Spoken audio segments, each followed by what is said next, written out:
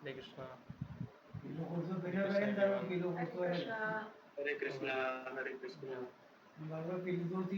जय राधा माधव कुंज बिहारी, जय राधा माधव कुंज बिहारी, जय गोपी जन वल्लभ गिरिवरधारी, जय गोपी जन वल्लभ गिरिवरधारी, जय राधा माधव कुंज बिहारी, जय राधा माधव कुंज बिहारी, यशोदानंदन व्रज जन रंजन, यशोदानंदन व्रज जन रंजन, यमुना तीरा वनचारी, यमुना तीरा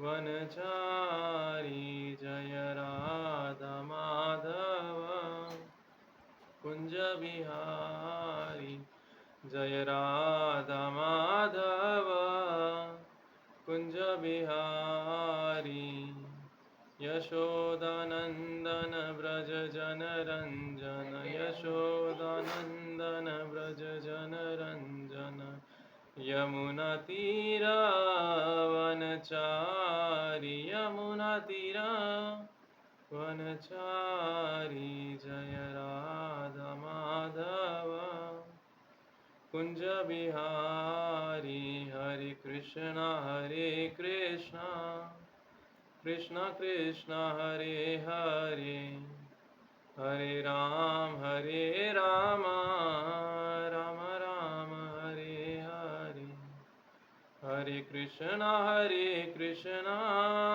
कृष्ण कृष्ण हरे हरे, हरे राम राम राम हरे हरे, हरे कृष्णा कृष्ण कृष्ण हरे हरे, हरे राम राम राम हरे हरे, हरे कृष्णा कृष्ण कृष्ण हरे हरे, हरे राम राम राम हरे हरे, हरे कृष्णा कृष्ण कृष्ण हरे हरे, हरे राम राम राम हरे हरे, जय गौरनिताय जय गौरनिताय, जय गौरनिताय जय गौरनिताय,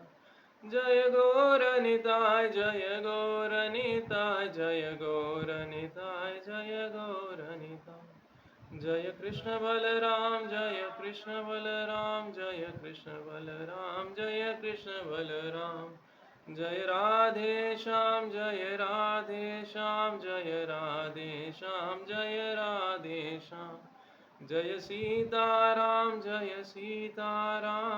सीताराम जय सीताराम, जय सीताराम लक्ष्मण भक्त हनुमान, सीताराम लक्ष्मण भक्त हनुमान, जय राधे श्याम राधे श्याम जय राधे श्याम, जय सीताराम जय सीताराम। जय बोलिए हरिनाम संकीर्तन की जय, जय बोलिए श्रील प्रभुपाद की जय। ओम अज्ञानतिमिरान्धस्य ज्ञानाञ्जनशलाकया चक्षुरुन्मिलितं येन तस्मै श्रीगुरुवे नमः। श्रीचैतन्यमनोभीष्टं स्थापितं येन भूतले स्वयं रूप कदा मह्यं ददाति स्वपदान्तिकं। नमो विष्णुपादाय कृष्णपृष्ठाय भूतले श्रीमते भक्तिवेदान्त स्वामिनिधि नामिने। नमस्ते सरस्वते देवे गौरवाणी प्रचारिणे निर्विशेष शून्यवादी पाश्चात्यदेशतारिणे। जय श्री कृष्ण चैतन्य प्रभु नित्यानंद, श्री अद्वैत गदाधर श्रीवासादि गौर भक्तवृंदा। हरे कृष्णा कृष्णा कृष्णा हरे हरे, हरे राम राम राम हरे हरे। हरे कृष्णा कृष्णा कृष्णा हरे हरे, हरे राम राम राम हरे हरे। हरे कृष्णा कृष्णा कृष्णा हरे हरे, हरे राम राम राम हरे हरे। ग्रंथराज श्रीमद् भागवतम की जय, श्रीमद् भगवद गीता की जय। ब्रज किशोर श्री कृष्ण चंद्र भगवान की जय, वृंदावनेश्वरी श्रीमती राधा रानी की जय, वृंदावन धाम की जय, मथुरा धाम की जय, मायापुर नवदीप धाम की जय। जय बोले श्री श्री गौर निताय की जय। जय बोले श्री जगन्नाथपुरी धाम की जय, श्री श्री जगन्नाथ बलदेव सुभद्रा सुदर्शन की जय। बोले गंगा माई की जय, जमुना माई की जय, भक्ति प्रदायिनी तुलसी देवी की जय, वृंदावनेश्वरी जी की जय, वृंदा देवी की जय, तुलसी महारानी की जय, कृष्ण प्यार सखी की जय, कृष्ण जीवनी की जय, संवेद गौर भक्त वृंद की जय। वांछा कल्पतरुभ्यश्च कृपा सिन्धुभ्येव च पतितानां पावनेभ्यो वैष्णवेभ्यो नमो नमः, वैष्णवेभ्यो नमो नमः। इस होलीनेस भक्ति तीर्थ दामोदर स्वामी महाराज की जय। इस डिवाइन ग्रेस अभय चरणारविंद भक्ति वेदांत स्वामी शिला प्रभुपाद की जय। इस डिवाइन ग्रेस भक्ति सिद्धांत सरस्वती ठाकुर महाराज की जय। इस ग्रेस असित प्रभु जी की जय, इस ग्रेस ब्रज सुंदर प्रभु जी की जय, संवेद गौर भक्त वृंद की जय। सभी पधारे हुए भक्तों को मेरा धन्यवाद प्रणाम। हरे कृष्णा एवरीवन। सो आज एक बहुत ही अच्छा दिन है। एकादशी महारानी की जय। आज एकादशी का पावन पर्व है जिसको ग्यारस भी बोला जाता है लोकल लैंग्वेज में। तो एकादशी का दिन क्योंकि आज एक बहुत महत्वपूर्ण है और मुझे लग रहा है कि शायद पहली बार जब से हमने कथा शुरू की है या क्लास हमारी शुरू की है भगवद गीता के ऊपर, तब से पहली बार ही शायद एकादशी पर ही हमारी कक्षा हो रही है। तो इसलिए एकादशी के बारे में बोलना थोड़ा बनता है। तो हम वहीं से शुरू करेंगे कि एकादशी की क्या महिमा है और वैष्णवों के जीवन में एकादशी क्या महत्व रखती है। जब आप इसको सुनेंगे तो आपको पता चलेगा कि भगवान का स्वभाव है कैसा। बहुत सी बार हमको लगता है कि भगवान ने नरक क्यों बनाए, इतना कष्ट क्यों बनाया, इतनी गंदी चीज़ें क्यों बनाई, वो चाहते तो सब कुछ अच्छा कर सकते थे, फिर क्यों ये सब कुछ किया। तो बहुत सी बार क्योंकि जब हम तत्व को नहीं समझते, हम नहीं समझ पाते हैं कि भगवान की मंशा क्या है, भगवान ने क्यों हमको जीवों को इस तरीके से बनाया, क्यों जीवों को स्वतंत्रता दी, क्यों जीवों को ऐसे बांध के नहीं रखा, क्यों जीवों को मतलब ऐसे एकदम पकड़ के नहीं रखा और उनको ज़बरदस्ती बाध्य नहीं किया उनकी भक्ति करने के लिए, उनकी सेवा करने के लिए। तो बहुत सी बार कन्फ्यूजन पैदा होता है मन में, समझ नहीं आता भगवान क्या चाहते हैं। तो जब हम देखते हैं एकादशी की कथा तो उसमें बहुत साफ ढंग से निकल के आता है कि भगवान कितना प्रेम करते हैं और कितना आतुर हैं वो सारी जीवात्माओं को अपने पास वापस बुलाने के लिए। तो होता क्या है कि एक मूरा नाम का राक्षस होता है, ठीक है। तो मूरा नाम का राक्षस जो होता है वो सभी देवताओं पे उसने विजय प्राप्त कर ली होती है, ठीक है। तो देवताओं, अपनों को पता है देवता अलग होती है, भगवान अलग होते हैं, देवताओं से ऊपर आते हैं भगवान। तो जब देवताओं पे मूरा राक्षस ने विजय प्राप्त कर ली, कोई देवता उसको हरा नहीं पा रहा था, तो मूरा राक्षस ने आखिरी में क्या किया, भगवान विष्णु के ऊपर आक्रमण करा कि मैं भाई विष्णु जो है उनको हराना चाहता हूँ। विष्णु भगवान से लड़ाई करने लग गया। अब आप बताइए कि भगवान जो परम भगवान है, जो हिरण्यकश्यप को ऐसे ही फाड़ सकते अपने नाखूनों से, जो एक चुटकी में कुछ भी कर सकते, जो कि मूरा राक्षस के चाहते तो हृदय की गति बंद कर देते एक सेकंड में, भगवान ने मूरा राक्षस से 3,60,000 सालों के लिए, यानी कि 1000 सेलेस्टियल ईयर्स, यानी कि जो दिव्य लोक के जो साल होते हैं, 1000 साल तक मूरा राक्षस से लड़ाई करी। 1000 साल तक। अब आप बोलिए कि भगवान लड़ाई कर रहे हैं 1000 साल तक, उनको क्या जरूरत है लड़ाई करने की, अभी देखेंगे क्या जरूरत है।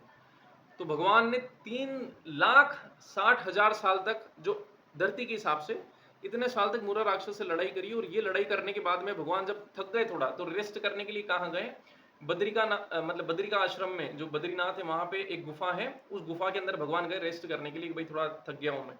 3,60,000 साल बाद थके भगवान, ठीक है। फिर जाके थोड़ी देर सोने चले गए। जैसे ही वो सोने चले गए तो मूरा राक्षस पीछे पीछे भागता भागता आया, उसको पता चल गया इस गुफा में चले गए भगवान, अंदर गया। तो जैसे ही वो भगवान पे आक्रमण करके उनको मारना चाह रहा था, भगवान के शरीर से, भगवान के दिव्य शरीर से एक ज्योति उत्पन्न हुई, और वो जो प्रकाश की जो ज्योति थी, उन्होंने एक देवी का रूप धारण किया और उन देवी ने उसी क्षण मूरा राक्षस का सिर धड़ से अलग कर दिया और उसको मार दिया। तो भगवान की जब नींद खुली, थोड़ी देर बाद भगवान उठे योग निद्रा से, तो भगवान देख रहे हैं कि ये तो मूरा राक्षस मरा हुआ है। और वहां पे भगवान सोच रहे उसको मारा किसने, साइड में देवी खड़ी हुई है। भगवान उन देवी से पूछ रहे, जैसे भगवान तो अंतर्यामी सब कुछ जानते हैं, लेकिन फिर भी उनसे ये पूछ रहे हैं कि आपने इनका वध किया। तो बोलते हैं कि हाँ मैंने ही इनका वध किया। बोल रहे आपका नाम क्या है। तो उन्होंने अपना नाम एकादशी बताया और उन्होंने बोला कि मैं आपकी ही शक्ति हूं। तो भगवान की शक्ति ही उनके अंदर से निकल के मूरा का वध करती है, ठीक है। और भगवान जब उनसे प्रसन्न होते हैं तो पूछते हैं कि आपको क्या चाहिए, आप एक वरदान मांगिए, मैं आपको वरदान देने के लिए राजी हूँ, आप जो मांगोगे मैं आपको दूंगा। तो क्योंकि भगवान की शक्ति थी, तो भगवान की जो आंतरिक शक्ति होती है, भगवान की बहिरंगा शक्ति होती है माया देवी, जो कि अपने जीवों की यहाँ परीक्षा लेती है कि कौन जीव भगवान से प्रेम करने लगा है वापस, या भगवान के प्रेम को समझ चुका है, जो कि वापस भगवत धाम जा सकता है, और कौन सा ऐसा जीव है जिसको अभी भी यहाँ पर रखना है, या उसको यहाँ पर अभी भी उस जीव को अपन यहाँ से वापस नहीं भेज सकते।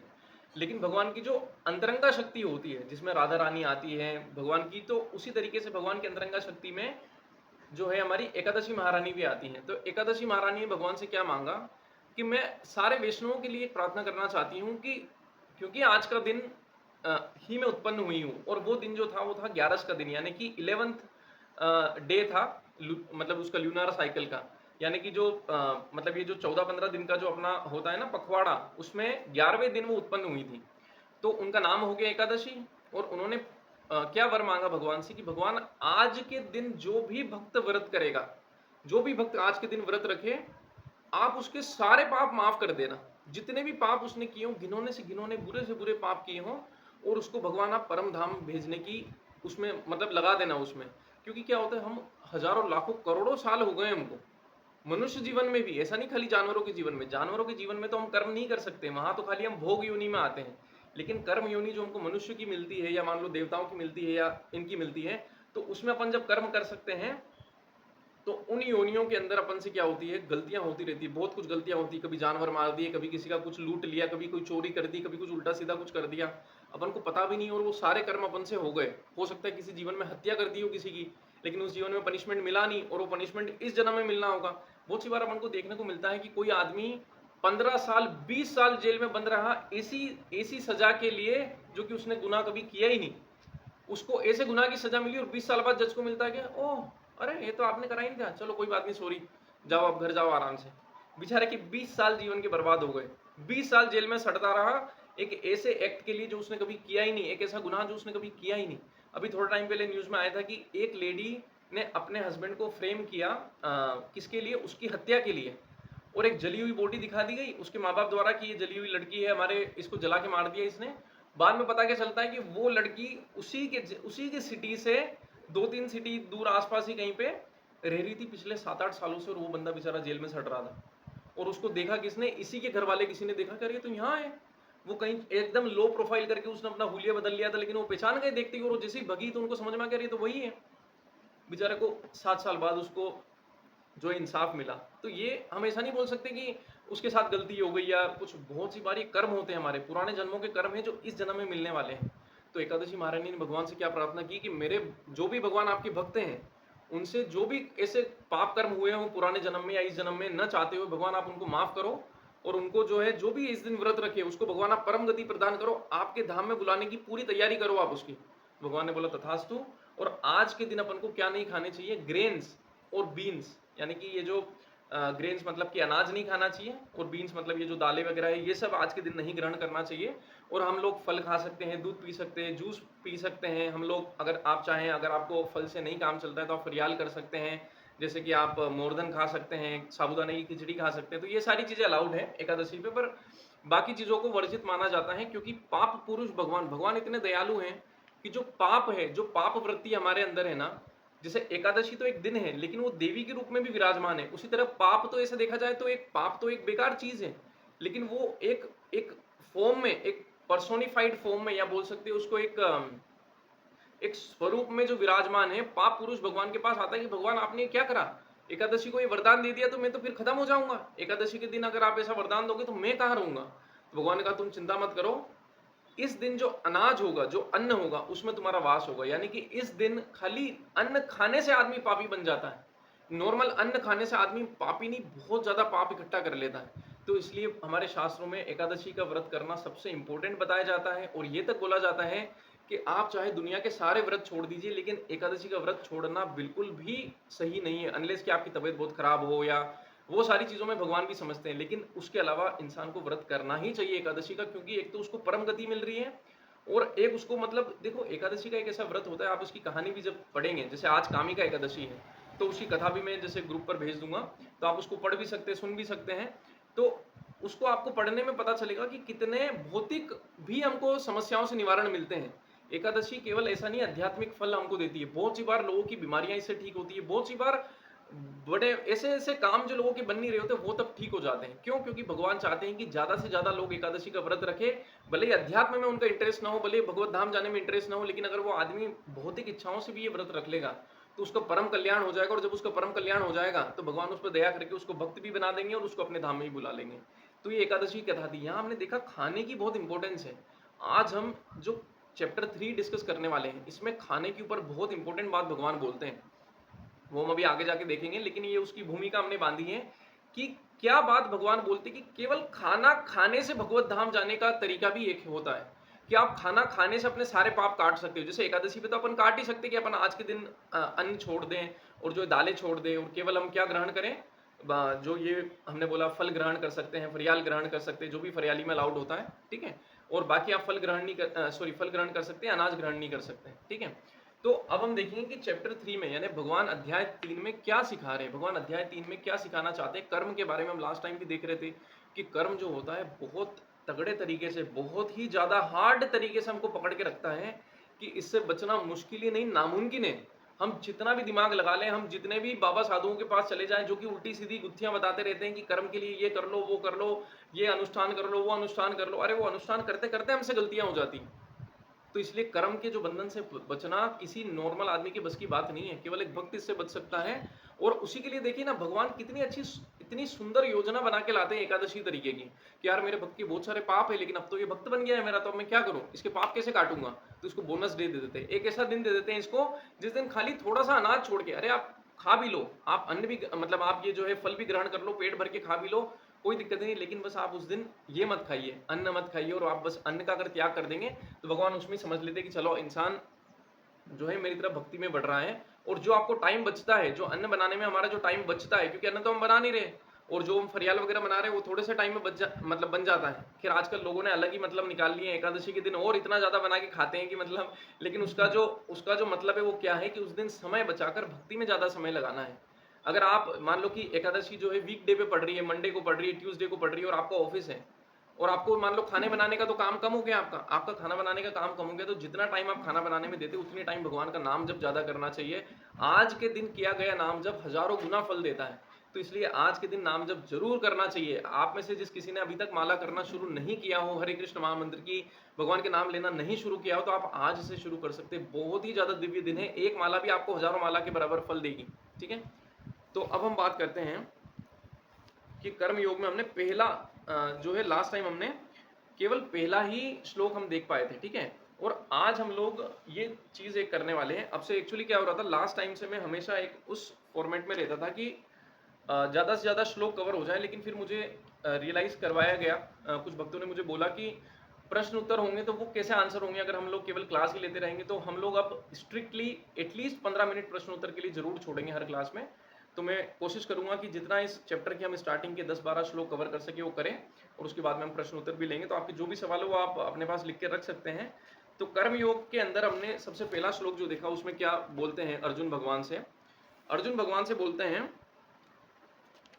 जायसी चेत कर्मणस्ते मता बुद्धिर्जनार्दन तत्किम कर्मणि घोरे मामनियो जयसी केशव। अर्जुन ने कहा, हे जनार्दन, हे केशव, यदि आप बुद्धि को सकाम कर्म से श्रेष्ठ समझते हैं तो फिर आप मुझे उस घोर युद्ध में क्यों लगाना चाहते हैं। आपने इतनी सारी बातें बोल दी चैप्टर 2 में, अब मुझे क्यों इस सब में लगाना चाहते हो, मतलब मैं समझ नहीं पा रहा हूं कि मुझे करना क्या चाहिए, ठीक है। अब अपन अगले श्लोक को देखते हैं। अगला श्लोक काफी इंपॉर्टेंट है, ठीक है। तो अगले श्लोक में भगवान को अर्जुन बोलते हैं, आपके अनेकार्थक उपदेशों से मेरी बुद्धि मोहित हो गई है, अतः कृपा करके निश्चय पूर्वक मुझे बताइए कि इनमें से मेरे लिए सर्वाधिक श्रेयस्कर क्या होगा। यानी मुझे भगवान आपने बहुत सारी चीजों के बारे में बात करी है कि जो है आत्मा परमात्मा का विषय आपने बता दिया, फिर आपने बता दिया कि जो है कृष्ण भावनामृत में काम करो, फिर आपने कुछ करके लगभग बहुत सारा कुछ आपने कवर कर दिया, लेकिन मैं तो जो है कंफ्यूज हो गया हूँ अभी, ठीक है। तो आप मुझे थोड़ा सा बता दीजिए कि मैं अभी की सिचुएशन में क्या करूँ, मेरे तो सामने युद्ध है, मुझे तो युद्ध लड़ना है कि नहीं लड़ना है, मैं करूँ क्या, ठीक है। तो इसमें प्रभुपाद जी तात्पर्य में क्या लिखते हैं कि पिछले अध्याय में भगवत गीता के उपक्रम के रूप में सांख्य योग, बुद्धि योग, बुद्धि द्वारा इंद्रिय निग्रह मतलब सेंस कंट्रोल, इंद्रियों पे कंट्रोल, ये भी बताया गया कि इंद्रियों पे हमको संयमित करना है। निष्काम कर्म योग यानी बिना कोई इच्छा के कर्म करना है, तथा नव दीक्षित की स्थिति जैसे विभिन्न मार्गों का वर्णन किया गया है, किंतु उसमें तारतम्य नहीं था। तारतम्य मतलब कि कुछ मतलब एकदम मेल जोल नहीं था। भगवान तो क्या है ना, फटाफट बता रहे थे पहले कि पहले इसको आइडिया तो लग जाए कि क्या क्या चीजें हो सकती है जिससे इसको इसका समाधान मिल सकता है। कर्म करने तथा समझने के लिए मार्ग की अधिक व्यवस्थित रूपरेखा की आवश्यकता होगी। अतः अर्जुन इन भ्रामक विषयों को स्पष्ट कर लेना चाहता था, जिससे सामान्य मनुष्य बिना किसी भ्रम के उन्हें स्वीकार कर सके। हो सकता है एक नॉर्मल आदमी को अध्याय 2 पढ़ने के बाद समझ में नहीं आया कि मैं करूं क्या, आत्मा परमात्मा समझ के बैठा रहूं, काम धाम करना बंद कर दूं कि करूं तो करूं क्या। तो इसलिए भगवान ये 3rd चैप्टर में, अब जितने भी चैप्टर हम लोग आगे पढ़ने वाले हैं, हो सकता है उनकी स्टार्टिंग में आपको कभी कभी लगे भी सही कि यार ये तो हम लोग रिपीटिशन कर रहे हैं, ये बात तो हमने पहले भी सुन ली। वो तो चैप्टर 2 में लगभग हर चीज कवर हुई है, लेकिन डेप्थ में कवर नहीं हुई है। डेप्थ में अब हम लोग कवर करना स्टार्ट करेंगे, तब आपको असली आनंद आएगा, तब आपको असली में समझ में आएगा कि गहराई क्या है भगवत गीता की।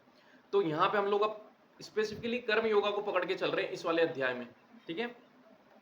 तो इसलिए हम इसमें अर्जुन चाहते थे कि जो भी दूसरे लोग भगवत गीता सुन रहे हैं या भविष्य में जाके सुनेंगे, उनके मन में कंफ्यूजन न पैदा हो कि मुझे क्या करना है क्या नहीं करना है। तो इसलिए उन्होंने भगवान से ये सवाल वापस से पूछा, ठीक है। तो यद्यपि भगवान कृष्ण वाक चातुरी से अर्जुन को चकराना नहीं चाहते थे, किंतु अर्जुन यह नहीं समझ सका कि कृष्ण भावनामृत क्या है, जड़ता है या सक्रिय सेवा, मतलब काम दाम छोड़ के बैठ जाना कृष्ण भावनामृत है या भगवान की सेवा में लगा रहना कृष्ण भावनामृत है, ठीक है। दूसरे शब्दों में अपने प्रश्नों से वह उन समस्त शिष्यों के लिए जो भगवत गीता के रहस्य को समझना चाहते हैं, कृष्ण भावनामृत का मार्ग प्रशस्त कर रहा है, ठीक है।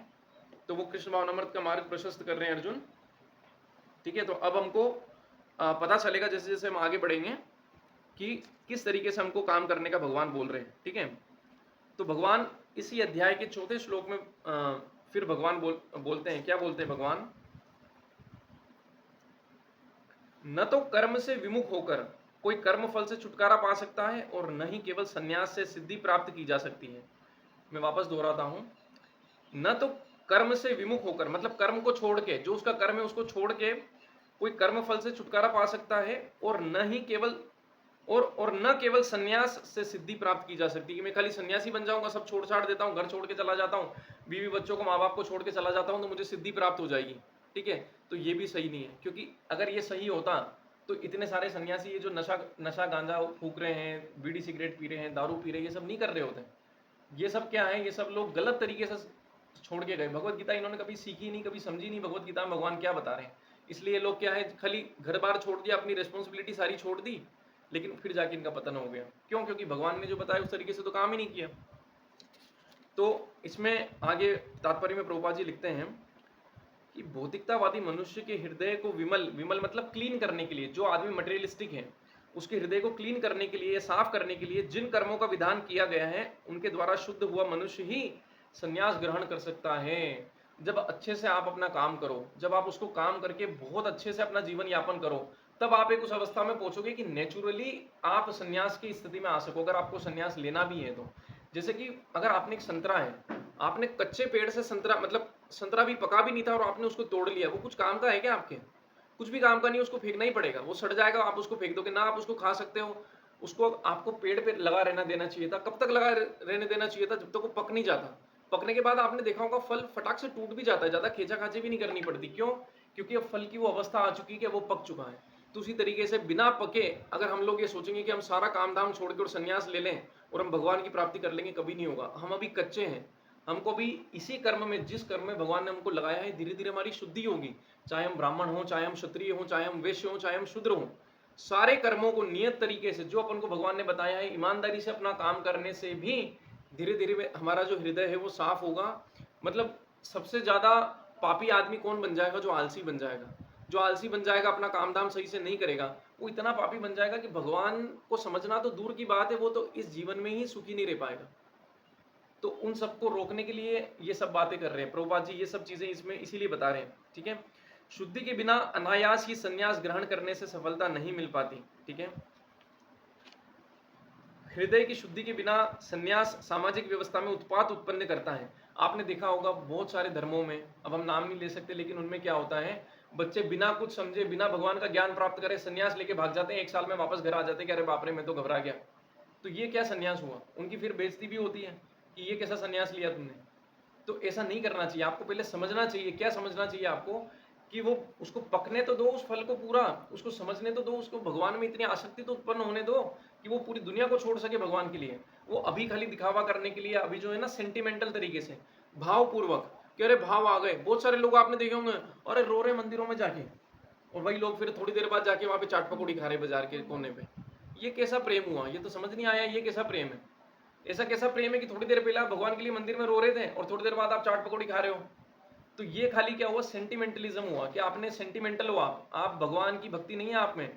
दिस इज ओनली सेंटिमेंटलिज्म, यानी कि आप खाली सेंटिमेंट से काम कर रहे हो, यानी कि भाव आ गया। अरे भाव तो हमारे मन में कभी भी कुछ भी आ जाता है। अगर हम उसको ही भक्ति मान लेंगे, बहुत बड़ी गलती होगी हमारी। खाली आंसू आ जाना, अरे देखो ये रो रहा है, अरे क्या पता आपको वो किस लिए रो रहा है, आपको क्या पता वो किस लिए रो रहा है। जैसे एक छोटी सी कथा आती है कि कहीं पे कोई महाराज प्रवचन कर रहे थे, ठीक है। उस प्रवचन में जो था, एक मतलब एक आदमी बैठा हुआ था आगे, और वो आदमी कथा सुनते सुनते थोड़ी देर में उसके आंसू जर जर जर जर जर जर जर जर उसके आंसू आ रहे हैं। महाराज जी इतना डिस्टर्ब हो गए कि उन्होंने कथा रोकी, बीच में पूछा कि भाई इतना क्या भाव आ गया आप में कि मेरे को रोना नहीं आ रहा है, मैं कथा बोल रहा हूँ। तो बोल रहे कह रहे महाराज जी आपकी जो दाढ़ी है ना, इसको देख के मेरे बकरे की याद आ गई, मुझे इतना प्रिय था वो बकरा। तो ऐसा होता है कि मंदिर में हम जिसको भावपूर्ण देख रहे हैं वो आंसू बहा रहा है, पता नहीं वो किस लिए आंसू बहा रहा है। उसको कुछ नहीं मिल रहा है, वो किसी चीज से परेशान है इसलिए आंसू बहा रहा है, कि भगवान के प्रेम में आंसू बहा रहा है। तो ऐसी चीजों पे ध्यान नहीं देना है। सेंटिमेंटलिज्म, या फिर बोल सकते हैं ऐसे अननेसेसरली भाव हमारे अंदर आ गया और हम रो पड़े और हम अपने आप को बड़ा भक्त समझ रहे हैं, ये गलत है। इसको भक्ति नहीं बोलते। ना कोई भक्ति की परिभाषा है कि रोना धोना चालू कर दिया तो ये कहीं भक्ति है। ये भक्ति नहीं है भाई, ये सेंटिमेंटलिज्म है कि हम लोग सेंटिमेंटल हो रहे हैं बस, ठीक है। तो हृदय की शुद्धि के बिना सन्यास सामाजिक व्यवस्था में उत्पात उत्पन्न करता है। ये जो लोग जो बिना समझे सन्यासी बन जाते हैं, बिना समझे फिर आगे जाके क्या करते हैं, उल्टे सीधे काम करते हैं, हजारों लाखों लोगों को शिष्य बना लेते हैं और बाद में क्या करते हैं, उनका भी पतन हो जाता है। जब बाबा ने तो कर लिया उल्टे सीधे काम और वो तो चला गया जेल, बाद में बेचारे शिष्य क्या करें, उनको समझ नहीं आ रहा कि बाबा जो बोल रहा था वो करना है कि नहीं करना है। पूछने कैसे जाए, अब जेल में पूछने जाएंगे क्या, ठीक है। दूसरी ओर यदि कोई नियत कर्मों को न करके भगवान की दिव्य सेवा करता है तो वह उस मार्ग में जो कुछ भी उन्नति करता है उसे भगवान स्वीकार कर लेते हैं। आज हम वैश्य हैं, शूद्र हैं, ब्राह्मण हैं, क्षत्रिय हैं, हम हमारे काम को करते करते अगर भगवान की सेवा करने लगते हैं तो जो भी हम काम कर रहे हैं भगवान उसको भी अच्छे से स्वीकार कर लेते हैं भक्ति के रूप में। जो हम डे टू डे वर्क कर रहे हैं भगवान उसको भी भक्ति देख लेते हैं कि यार ये सेवा तो मेरी कर रहा है, ये अगर काम भी कर रहा है अपना कोई बात नहीं, ये आके जो पैसा कमा रहा है उसको कहाँ लगा रहा है, मेरी सेवा में भी लगा रहा है, मेरे धाम में भी आ रहा है, सब कुछ कर रहा है, भगवान की भक्ति भी कर रहा है, तो भगवान उसको भी वो मान लेते हैं, ठीक है। शास्त्र में ये श्लोक आता है, स्वल्पमस्य धर्मस्य त्रायते महतो भयात। ऐसे सिद्धांत की रंच मात्र संपन्नता भी महान कठिनाइयों को पार करने में सहायक होती है। जो भी हमने डिस्कस किया ना कि आप काम करते करते भगवान की सेवा करो, ना कि काम दाम छोड़ के भगवान की सेवा के बारे में सोचो, वो तो बहुत गलत हो जाएगा। वो भगवान ने कभी हानि किया वैसा करने के लिए, ठीक है। अब 5वें श्लोक में भगवान क्या बोल रहे हैं, ठीक है। भगवान 5वें श्लोक में बोल रहे हैं, प्रत्येक व्यक्ति को प्रकृति से अर्जित गुणों के अनुसार विवश होकर कर्म करना पड़ता है। अतः कोई भी एक क्षण भर के लिए भी बिना कर्म किए नहीं रह सकता। एक क्षण के लिए भी हम बिना काम करे रह नहीं सकते हैं। क्यों? क्योंकि आत्मा का स्वभाव है एक्टिव रहना। कर्म नहीं करना मतलब इनएक्टिव, इनएक्टिव मतलब कि जड़, एकदम बैठ गया आदमी एक ही जगह कुछ नहीं काम धाम कर रहा है। कितनी देर बैठ जाएगा, कितनी देर बैठा बैठा रह लेगा, नहीं रह पाएगा। उसको कुछ ना कुछ ऐसे चुल मचने लगेगी कि मुझे उठना है, मुझे कुछ करना है। क्योंकि आत्मा, कब आदमी कुछ काम नहीं करता है मतलब बिल्कुल जड़ पड़ा रहता है, जब ये आत्मा निकल जाती है। जब आत्मा शरीर से निकल जाएगी तो शरीर जड़ हो जाएगा, फिर वो बोल देंगे इसको डेड हो गया है, मतलब डेड बॉडी हो गया अभी है, ठीक है। पहले वो बॉडी था, अब वो डेड बॉडी है, अब उसमें से आत्मा निकल के चली गई। यानी कि आत्मा का स्वभाव है क्रियाशील रहना, यानी एक्टिव रहना। अगर आत्मा एक्टिव नहीं रहेगी ऐसा हो नहीं सकता, क्योंकि उसका धर्म है, वो उसका धर्म कभी नहीं छोड़ेगी।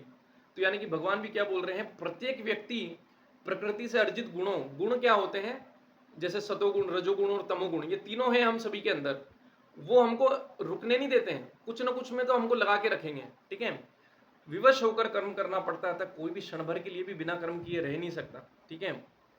प्रभुपाद जी तात्पर्य में लिखते हैं, क्योंकि आत्मा सदैव गतिशील या सक्रिय रहता है, वह एक क्षण भर के लिए भी रुक नहीं सकता। अतः आत्मा को कृष्ण भावनामृत के सत्कर्म में प्रवृत्त रखना चाहिए, अन्यथा वह माया द्वारा शासित कार्य में प्रवृत्त रहेगा। अगर हमने अच्छी चीजों में हमारी आत्मा को नहीं लगाया, हमारे शरीर को नहीं लगाया, तो वो गलत चीजों में अपने आप लगेगा, किसी को बोलना नहीं पड़ेगा, हमारा पतन अपने आप होगा। ये भगवान बोल रहे हैं यहाँ पे कि अपना अपने आप अगर आप भक्ति में नहीं लगाओगे, अच्छे कार्यों में नहीं लगाओगे, तो बुरे कार्य तो अपने आप, किसी भी इंसान को अपने बच्चों को या अपने आप को गलत काम सिखाने नहीं पड़ते, अपने आप वो सीख जाता है। और अच्छे काम सिखाना हो तो देखो मेहनत करनी पड़ती है। तो अगर हम अच्छे काम नहीं सिखाएंगे तो गलत तो हर चीज अपने आप ही हो जाएगी। ठीक है, तो आगे इसमें श्रीमद् भागवतम के पहले स्कंद के 5वें अध्याय के 17वें श्लोक में इसकी पुष्टि वापस से करी गई है। क्या करी गई है? यदि कोई कृष्ण भावनामृत अंगीकार कर लेता है, कृष्ण भावनामृत क्या का मतलब वापस समझा देते हैं, भगवान की भावना में रहना। हर समय याद रखना कि हम भगवान के पुत्र हैं, भगवान के अंश हैं, और उनकी ही सेवा में कुछ ना कुछ करते रहें, उनकी ही सेवा में अपना काम भी करें तो पता रहे कि यार भगवान ने भगवत गीता में बोला है मुझे मेरा काम ईमानदारी से करना है, उसके बाद बचे हुए समय में भक्ति करना है और जो सब कुछ करना है। ठीक है, यदि कोई कृष्ण भावनामृत अंगीकार यानी स्वीकार कर लेता है तो भले ही वह शास्त्रानुमोदित कर्मों को न करे अथवा ठीक से भक्ति न करे, और चाहे वह पतित भी हो जाए, इसमें उसकी कोई हानि या बुराई नहीं होगी। किंतु यदि वह शास्त्रानुमोदित सारे कार्य करे और कृष्ण भावना भावित न हो तो ये सारे कार्य उसके किस लाभ के हैं? भागवतम बोल रहा है कि शास्त्र में लिखे हुए सारे क्रिया कर्म काम कर्म कांड आप सब कर रहे हो, लेकिन आप भगवान की भावना में हो ही नहीं, बिल्कुल भी भगवान की भावना से आपको कोई मतलब ही नहीं है। तो कोई मतलब नहीं है, ये जो आप कर रहे हो ना, कर्म कांड जो कर रहे हो, ये अनुष्ठान करवा दिया, ये हवन करवा दिया, इतने ब्राह्मण जिमा दिए, इतने ये कर दिया, कोई मतलब नहीं है, सब जीरो बटा सन्नाटा है, कोई मतलब नहीं है इन सारी चीजों को करने का।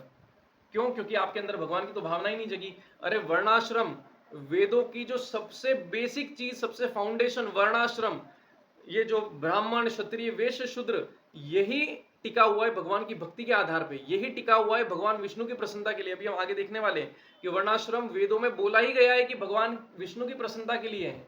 यानी हमारा जो समाज है, हमारा जो वैदिक समाज है, जिसके सारे ये ग्रंथ हैं, इनका जो बेसिक, जो इनकी जो फाउंडेशन, इनकी जो धरातल है, या इनका जो क्या बोल सकते हैं अपन, इनकी जो नींव है, वही भगवान विष्णु की प्रसन्नता से स्टार्ट होती है।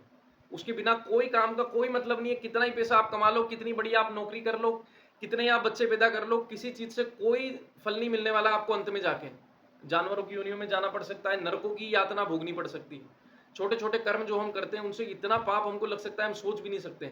हमने आज कोई कचरा है, उस कचरे को हमने बिना ध्यान रखे इधर उधर फेंक दिया, अगर जो वो कचरा गाय ने खा लिया और अगर जो उस गाय की मृत्यु होगी तो गो हत्या का पाप आप पे लगेगा बस वो कचरा फेंकने से।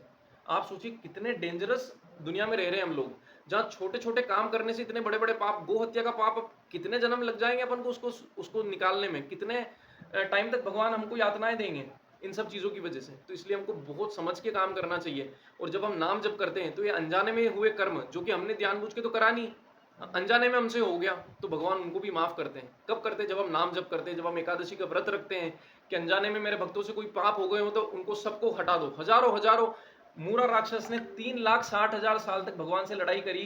वो क्या दिखाता है कि इतना इतना ताकतवर राक्षस भी हो या इतने ताकतवर भी आपके पाप हो, वो भी एकादशी महारानी एक चुटकी में गायब कर सकती है। एक दिन के व्रत में आपके इतने पाप गायब हो सकते हैं, एक दिन के एकादशी व्रत करने में। लेकिन हमको लगातार क्यों करना चाहिए? क्योंकि हर 15 दिन में फिर से हमने पाप कर दिए होंगे, फिर से हमने कोई चिड़िया मार दी होगी, कोई चींटियां मार दी होगी, कोई जानवर मार दिए होंगे, कोई पत्ते तोड़ दिए होंगे, कोई पेड़ उखाड़ दिए होंगे। तो हर 15 दिन में हमारे पाप का हिसाब क्लियर होता जाए, होता जाए, होता जाए, ताकि हम लोग बिल्कुल भी पाप न रहे, हमारे अंदर कोई भी तरीके से हमको गलत योनियों में भगवान न भेजे। तो इसलिए एकादशी करना जरूरी है। चाहे आप दुनिया के सारे व्रत छोड़ दो, लेकिन एकादशी कभी नहीं छोड़नी चाहिए।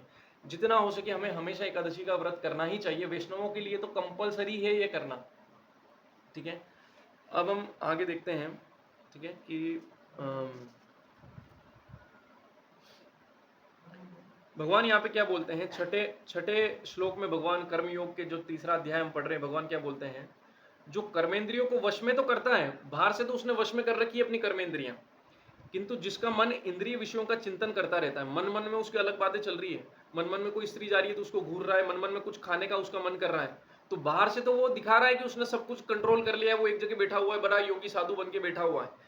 लेकिन अगर उसका मन इंद्रिय विषयों का चिंतन करता है तो वह निश्चित रूप से स्वयं को धोखा देता है। वो धोखेबाज है। अभी वो संत बना नहीं है और अभी दूसरों को उपदेश देना शुरू कर, अभी वो संत नहीं बना है, अभी वो संत के लेवल पे नहीं है और मिथ्याचारी कहलाता है। ऐसा आदमी मिथ्याचारी कहलाएगा। मिथ्याचारी मतलब फेक बाबा कहलाएगा, फेक बाबा, फेक गुरु। ऐसे ही बाबा और गुरुओं का पतन होता है, जो कि घोषित तो कर देते हैं कि हम संत बन चुके हैं, संत की लेवल जो होती है भक्त में भी ऊपर, उच्चतम लेवल को संत बोलते हैं। जब भक्त, जैसे अभी हम सब लोग हैं, अगर आज भी हमने माला करना शुरू कर दिया तो भक्त की कैटेगरी में तो हम सभी लोग आ गए। अभी गंदी वासनाएं, गंदी इच्छाएं, गंदी सारी चीजें हम में भी हैं, लेकिन अगर कोई अपने आप को संत कह रहा है तो वो तो इन सबसे मुक्त होना चाहिए। लेकिन अगर उसके मन में ये सब उल्टी सीधी चीजें चल रही है और ये कर रहा है, तो भगवान बोल रहे हैं कि वो क्या है, मिथ्याचारी है, झूठा बाबा है, ऐसे बाबा को एक्सेप्ट मत करो। भगवान खुद बोल रहे हैं भगवत गीता के 6ठे श्लोक में, ठीक है।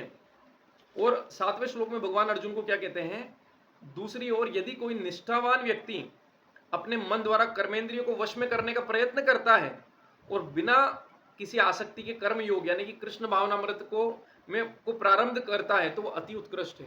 यानी कि भले वो आज उच्चतम कैटेगरी पे नहीं पहुंचा, आज उच्चतम तरीके का भक्त नहीं बना, लेकिन कंट्रोल करने की कोशिश कर रहा है कि भाई मैं पहले बहुत बाहर का खाता था, चलो कंट्रोल करता हूँ थोड़ा, ठीक है। और क्या कर रहा है, साथ में काम कर रहा है, भगवान की प्रसन्नता के लिए काम कर रहा है कि मैं अपना काम ईमानदारी से करूं, भगवान प्रसन्न होंगे। मन में ऐसी भावना है हमेशा कि भगवान मुझको भगवत गीता में बता रहे हैं कि मेरे को ईमानदारी से काम करना चाहिए, ये काम मैं करूंगा, फिर भगवान की सेवा करूंगा, भक्ति करूंगा, नाम जप करूंगा, मेरा परिवार भगवान की सेवा करेगा। तो भगवान बोल रहे हैं कि ये बहुत ज्यादा अति उत्तम है इन बाबाओं के चक्कर में, जो कि अपने आप को घोषित करके बैठे हैं कि हम बाबा बन गए, संत बन गए, लेकिन मन में ये सब उल्टी सीधी बातें चल रही है। तो बोल रहे कि ये करो, कि कोशिश करो इंद्रियों को कंट्रोल करने की, और भगवान की भक्ति करते करते अपना कार्य अच्छे से करो, जो भी अपना कार्य है उसको अच्छे से करो, ठीक है।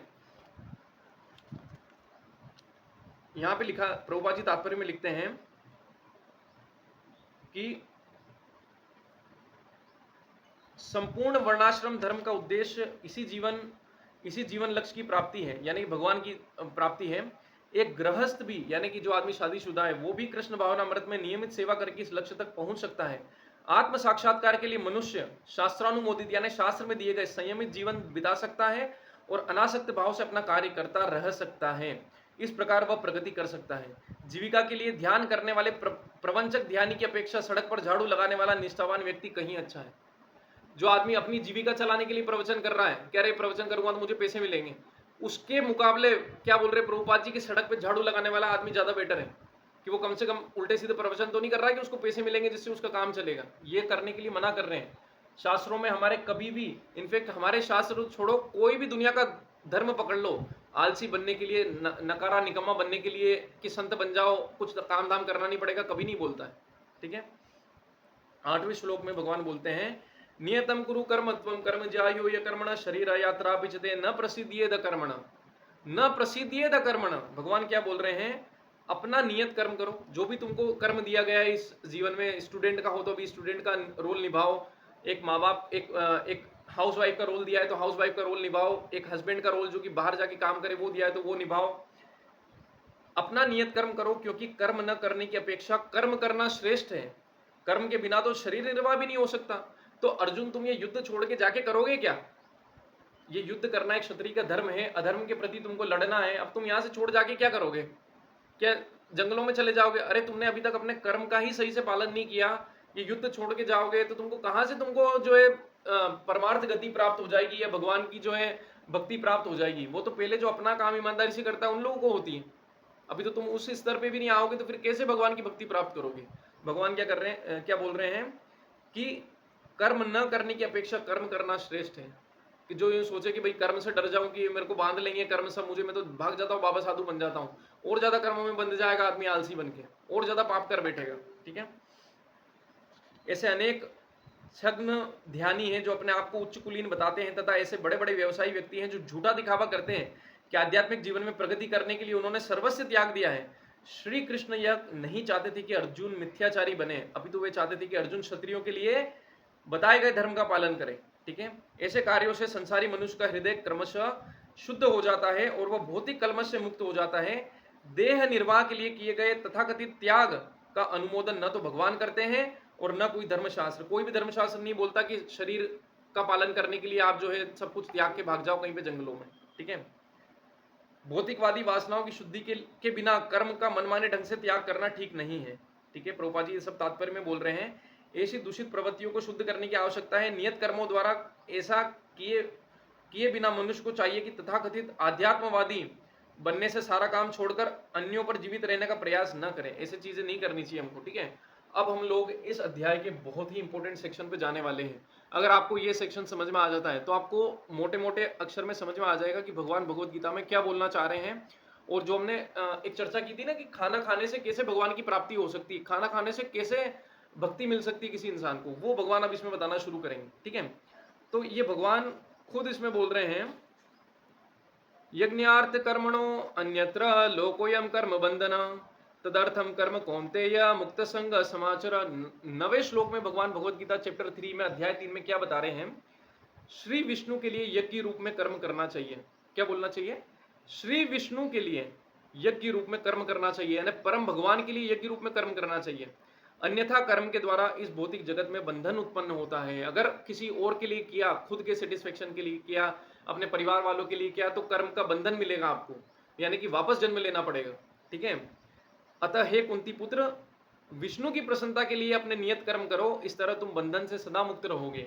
यानी जो हम बोल रहे हैं ना, हर कार्य में विष्णु की कृष्ण भावना मृत क्या है, भगवान कृष्ण की भावना में, भगवान विष्णु की भावना में हमेशा रहना कि परम भगवान के लिए ही हर कार्य हो। ये एक दिन में करना संभव नहीं है। धीरे धीरे जब हम नाम जप करेंगे ना, धीरे धीरे भगवान हृदय में प्रकाशित करेंगे कि किस तरीके से हम कार्य करते करते भगवान की भावना में रह सकते हैं, किस तरीके से हम कार्य करते करते हर समय भगवान का चिंतन मन में चलता रहे। ये संसारिक उल्टी सीधी बातों से, गलत काम करने से, जो है अन्याय करने से, किसी जीव की हत्या करने से, पेड़ पौधों की हत्या कर, हर चीज से हमारा मन उठ जाएगा। उल्टी सीधी बातों करने से हमारा मन उठ जाएगा। ऐसा लगेगा कि हमारा कि कुछ मजा नहीं है इन चीजों में, खाली भगवान की भक्ति में ही फोकस जाएगा। हर चीज में हमको लगेगा कि यार भगवान कैसे न कैसे कैसे जोड़ू मैं इस चीज से। तो 24 घंटे भगवान की सेवा करने लगेगा इंसान, काम करते करते भी भगवान की सेवा होती रहेगी, बिना उसको ध्यान रहे, अपने आप ही रहेगा वो। ठीक है, तो उसमें क्या होगा, एक जो बैंक, हमने पहले भी बात की थी कि जो एक बैंक पे जो कैशियर जो आदमी बैठा हुआ है, हर दिन लाखों रुपए लेता है, लाखों रुपए देता है, न तो कभी खुशी मनाता है, न कभी रोता है। क्यों? क्योंकि वो तो बैंक के बिहाफ पे कर रहा है। वो खुद के लिए थोड़ी ले रहा है। ये लाखों रुपए क्या उसके हैं क्या? वो सारे लाखों रुपए जो कैशियर सारे लाखों रुपए जमा कर रहा है, वो उसके पैसे नहीं है। वो पैसे किसके हैं? बैंक के पैसे हैं। तो उसका पाप या उसका पुण्य किसको मिलेगा? बैंक को मिले। उसको क्या मतलब है? पाप पुण्य अगर हमको मिला किसी भी चीज का, तो धरती पे ही आना पड़ेगा या स्वर्ग में जाना पड़ेगा? स्वर्ग में भी अपने पुण्य खत्म हुए तो वापस धरती पे आना पड़ेगा। यही तो भगवान समझा रहे हैं भगवत गीता में कि न तो पाप करके आप बचोगे, न पुण्य करके आप बचोगे। दोनों ही चीजों से आप नहीं बचोगे। क्या करना है? कृष्ण भावनामृत में काम करना है, भगवान के लिए काम करना है, यज्ञ रूप में काम करना है। यज्ञ जो है ना, यज्ञ शब्द का मतलब ही भगवान विष्णु की प्रसन्नता है। यज्ञ शब्द संस्कृत में इसका मतलब ही है भगवान विष्णु की प्रसन्नता के लिए किए जाने वाले कार्य को यज्ञ कहते हैं। खाली हम जो हवन कर रहे हैं इसको यज्ञ नहीं कहते हैं कि खाली हम जो आहुति में स्वाहा स्वाहा स्वाहा कर रहे हैं कि ये हो गया हवन, किसी भी चीज के लिए हवन कर दिया। यज्ञ का मतलब होता है भगवान विष्णु की प्रसन्नता के लिए किए जाने वाला कर्म, उसी को यज्ञ कहते हैं। ठीक है, इसीलिए तो भगवान भगवत गीता में बोलते हैं, यज्ञानाम जप यज्ञोस्मि। सारे यज्ञों में सबसे बड़ा यज्ञ जो है वो नाम जप का यज्ञ, वो मैं स्वयं हूँ। जो इंसान नाम जप करता है वो ऐसा कर रहा है कि मुझसे स्वयं से मेरे साथ में वो है। तो इसलिए हमको भगवान का नाम हरे कृष्ण कृष्ण कृष्ण हरे हरे, हरे राम राम राम हरे हरे, भगवान का नाम जप करते रहना चाहिए। तो हम वो यज्ञ कर रहे हैं जो भगवान बोल रहे हैं करने के लिए। ठीक है, तो इसमें तात्पर्य में प्रभुपाद जी लिखते हैं, सारे यज्ञ भगवान विष्णु की प्रसन्नता के लिए। वेदों का आदेश है यज्ञो वै विष्णु। ठीक है, यानी दूसरे शब्दों में चाहे कोई निर्दिष्ट यज्ञ संपन्न करे या प्रत्यक्ष रूप से भगवान विष्णु की सेवा करे, दोनों एक ही प्रयोजन सिद्ध होते हैं। यानी कि मतलब निर्दिष्ट यज्ञ यानी कि जो भी बताए गए कर्म हैं, मतलब जो भी बताए शास्त्रों में बताए हुए यज्ञ संपन्न करें, या फिर भगवान विष्णु की डायरेक्ट सेवा कर ले। कृष्ण भगवान का नाम ले रहा है, हरे कृष्ण महामंत्र का जप कर रहा है, भगवान विष्णु की सेवा कर रहा है, भगवान विष्णु के मंदिर में जाके झाड़ू पोछे कर रहा है, ये सारी सेवा वैष्णवों की सेवा कर रहा है, वैष्णवों को प्रसाद खिला रहा है। तो ये सारी सेवा करने से क्या होता है, ये सारी सेवा करने से क्या होता है? एक ही फल मिलता है, सेम ही फल मिलता है। या तो आप शास्त्रों में जैसे बताया गया वैसे चलो एकदम सारी, या फिर आप भगवान की भक्ति में लग जाओ, तो शॉर्टकट में आपका सारा काम हो जाएगा। ठीक है, अतः भगवान विष्णु की प्रसन्नता के लिए कर्म करना चाहिए। इस जगत में किया जाने वाला अन्य कोई भी कर्म बंधन का कारण बनता है, क्योंकि अच्छे तथा बुरे कर्मों के फल होते हैं, और कोई भी फल कर्म करने वाले को बांध लेता है। अतः कृष्ण या विष्णु को प्रसन्न करने के लिए कृष्ण भावना भावित होना होगा, और जब कोई ऐसा कर्म करता है तो मुक्त दशा को प्राप्त होता है। यानी कि वो कैशियर जो है, आज मान लो बैंक का 1 लाख रुपए डूब गए, वो कैशियर रोएगा नहीं घर जाके, उसको क्यों रोना है? बैंक के डूबे ना, उसके थोड़ी डूबे। आज अगर बैंक को 1 करोड़ का फायदा हो गया तो भी वो हंसेगा नहीं घर जाके, या खुशी नहीं मनाएगा। उसको क्या है, वो तो बैंक के हुए, वो तो अपना काम कर रहा है बस। तो अगर हमारी ये भावना बन गई भक्ति करते करते, तो हमारे जीवन में कुछ भी हो, मतलब चाहे हमारा पुत्र पैदा हो, चाहे हमारे पुत्र की मृत्यु हो, हम भगवान के ऊपर छोड़ के बैठे हैं सब कुछ कि भगवान की ही मैं सेवक हूँ, मेरा परिवार भी भगवान का ही दिया हुआ है, भगवान ने चाहा उस दिन दे दिया, भगवान ने चाहा उस दिन ले लिया। तो इसीलिए हम देखते हैं कि भगवान के भक्त बड़ी बड़ी मुसीबतों को पार कर जाते हैं, बड़ी बड़ी मुसीबतों को। वहीं एक नॉर्मल आदमी जो है छोटी छोटी चीजों में आत्महत्या कर लेता है। क्यों कर लेता है? क्योंकि उसको भगवान की भक्ति का ज्ञान ही नहीं है। जब भगवान की भक्ति का ज्ञान नहीं है तो हम कमजोर हो जाते हैं।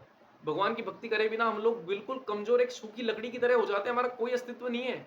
भगवान की भक्ति ही एक इंसान में जूस भर सकती है। इस संसार में भगवान की भक्ति के बिना, इसीलिए बोला जाता है कि जीवन सुखी पूर्ण जीवन संभव ही नहीं है। भगवान आगे श्लोक में भी वापस दोहराने वाले, चैप्टर 2 में तो बोल ही दिया उन्होंने, वापस यहाँ पे बोलने वाले और एक्सप्लिसिट तरीके से। ठीक है, प्रभुपाद जी तात्पर्य में लिखते हैं, इंद्रिय तृप्ति यानी खुद के सेंस ग्रेटिफिकेशन के लिए, हमारी इंद्रियों के लिए, जीभ के लिए, आंखों के लिए, कान के लिए, अपनी जननेंद्रियों के लिए, इंद्रिय तृप्ति के लिए कुछ भी नहीं किया जाना चाहिए, बल्कि हर कार्य कृष्ण की प्रसन्नता के लिए होना चाहिए।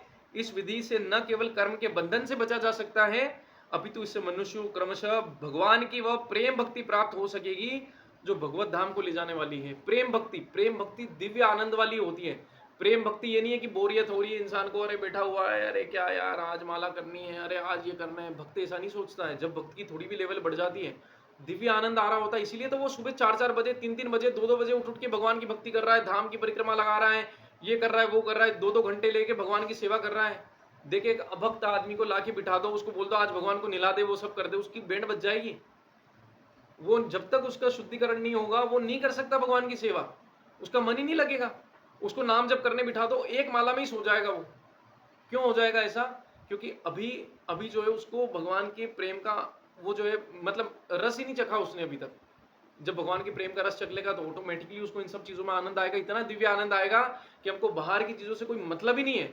भगवान चाहे हमारे जीवन से हर चीज छीन ले तो भी हम लोग भगवान से क्या मांगेंगे? भगवान आप हो तो हमें कोई चीज की जरूरत नहीं है, बस आप ही चाहिए थे हमें और आप ही हो हमारे पास में। कुंती देवी का हम बार बार उदाहरण देते हैं कि कुंती देवी ने महाभारत के अंत में जब कृष्ण जाने लगे तो उनसे क्या बोला कि भगवान मुसीबतें थी तब आप थे, अब मुसीबतें सही हो गई तो आप वापस द्वारका जा रहे हो, तो ऐसी मुसीबतें तो आप देते ही रहो ना, देते ही रहो ताकि आप यहाँ तो रहोगे हमारे साथ में। तो ऐसा कौन मांग सकता है? भक्त मांग सकता है। कुंती देवी के साथ में जो हुआ, पांडवों के साथ में जो हुआ, बहुत भयंकर, कितनी कष्ट उनको मिले, लेकिन उन कष्ट में भी भगवान के भक्त देखो कैसे रह रहे हैं। तो क्या रह रहे, हमको उदाहरण दे रहे, ये उदाहरण दे रहे हैं कि कैसी भक्ति करनी चाहिए। और ऐसी भक्ति जब हम करेंगे ऑटोमेटिकली भगवान हमारी सारी चिंताएं उनके भरोसे है, हमको नहीं चिंता करनी कहां से क्या होगा, सब वो ध्यान रखेंगे। अपन बस अपना काम करो, भगवान की भक्ति करो। ठीक है, फिर अब हम थोड़ा बात करते हैं सृष्टि के आरंभ की।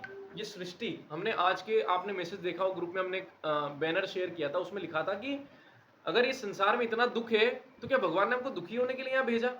जीवात्मा भगवान का अंश है। हमने पहले भी बात की थी, चैप्टर 2 में भी बात की थी कि हम आत्मा है, एकदम छोटी सी हमारी साइज है, बाल के अग्रभाग के 10,000वें हिस्से के बराबर हमारी साइज है, जो कि हृदय की जगह पे रहती है। जब ये निकल जाती है तो हम लोग डेड घोषित कर दिए जाते हैं। ये जो चेतना है जिससे हम छू पा रहे हैं, देख पा रहे हैं, कुछ भी महसूस कर पा रहे हैं, ये हमारी आत्मा की शक्ति है।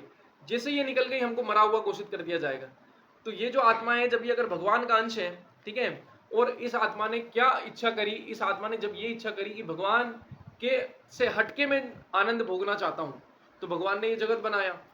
तो मुझे आप बताइए कि भगवान क्या सैडिस्ट है क्या, या भगवान क्या दुख देने में आनंद आता है क्या उनको, जो कि उन्होंने इतना बुरा जगत बनाया?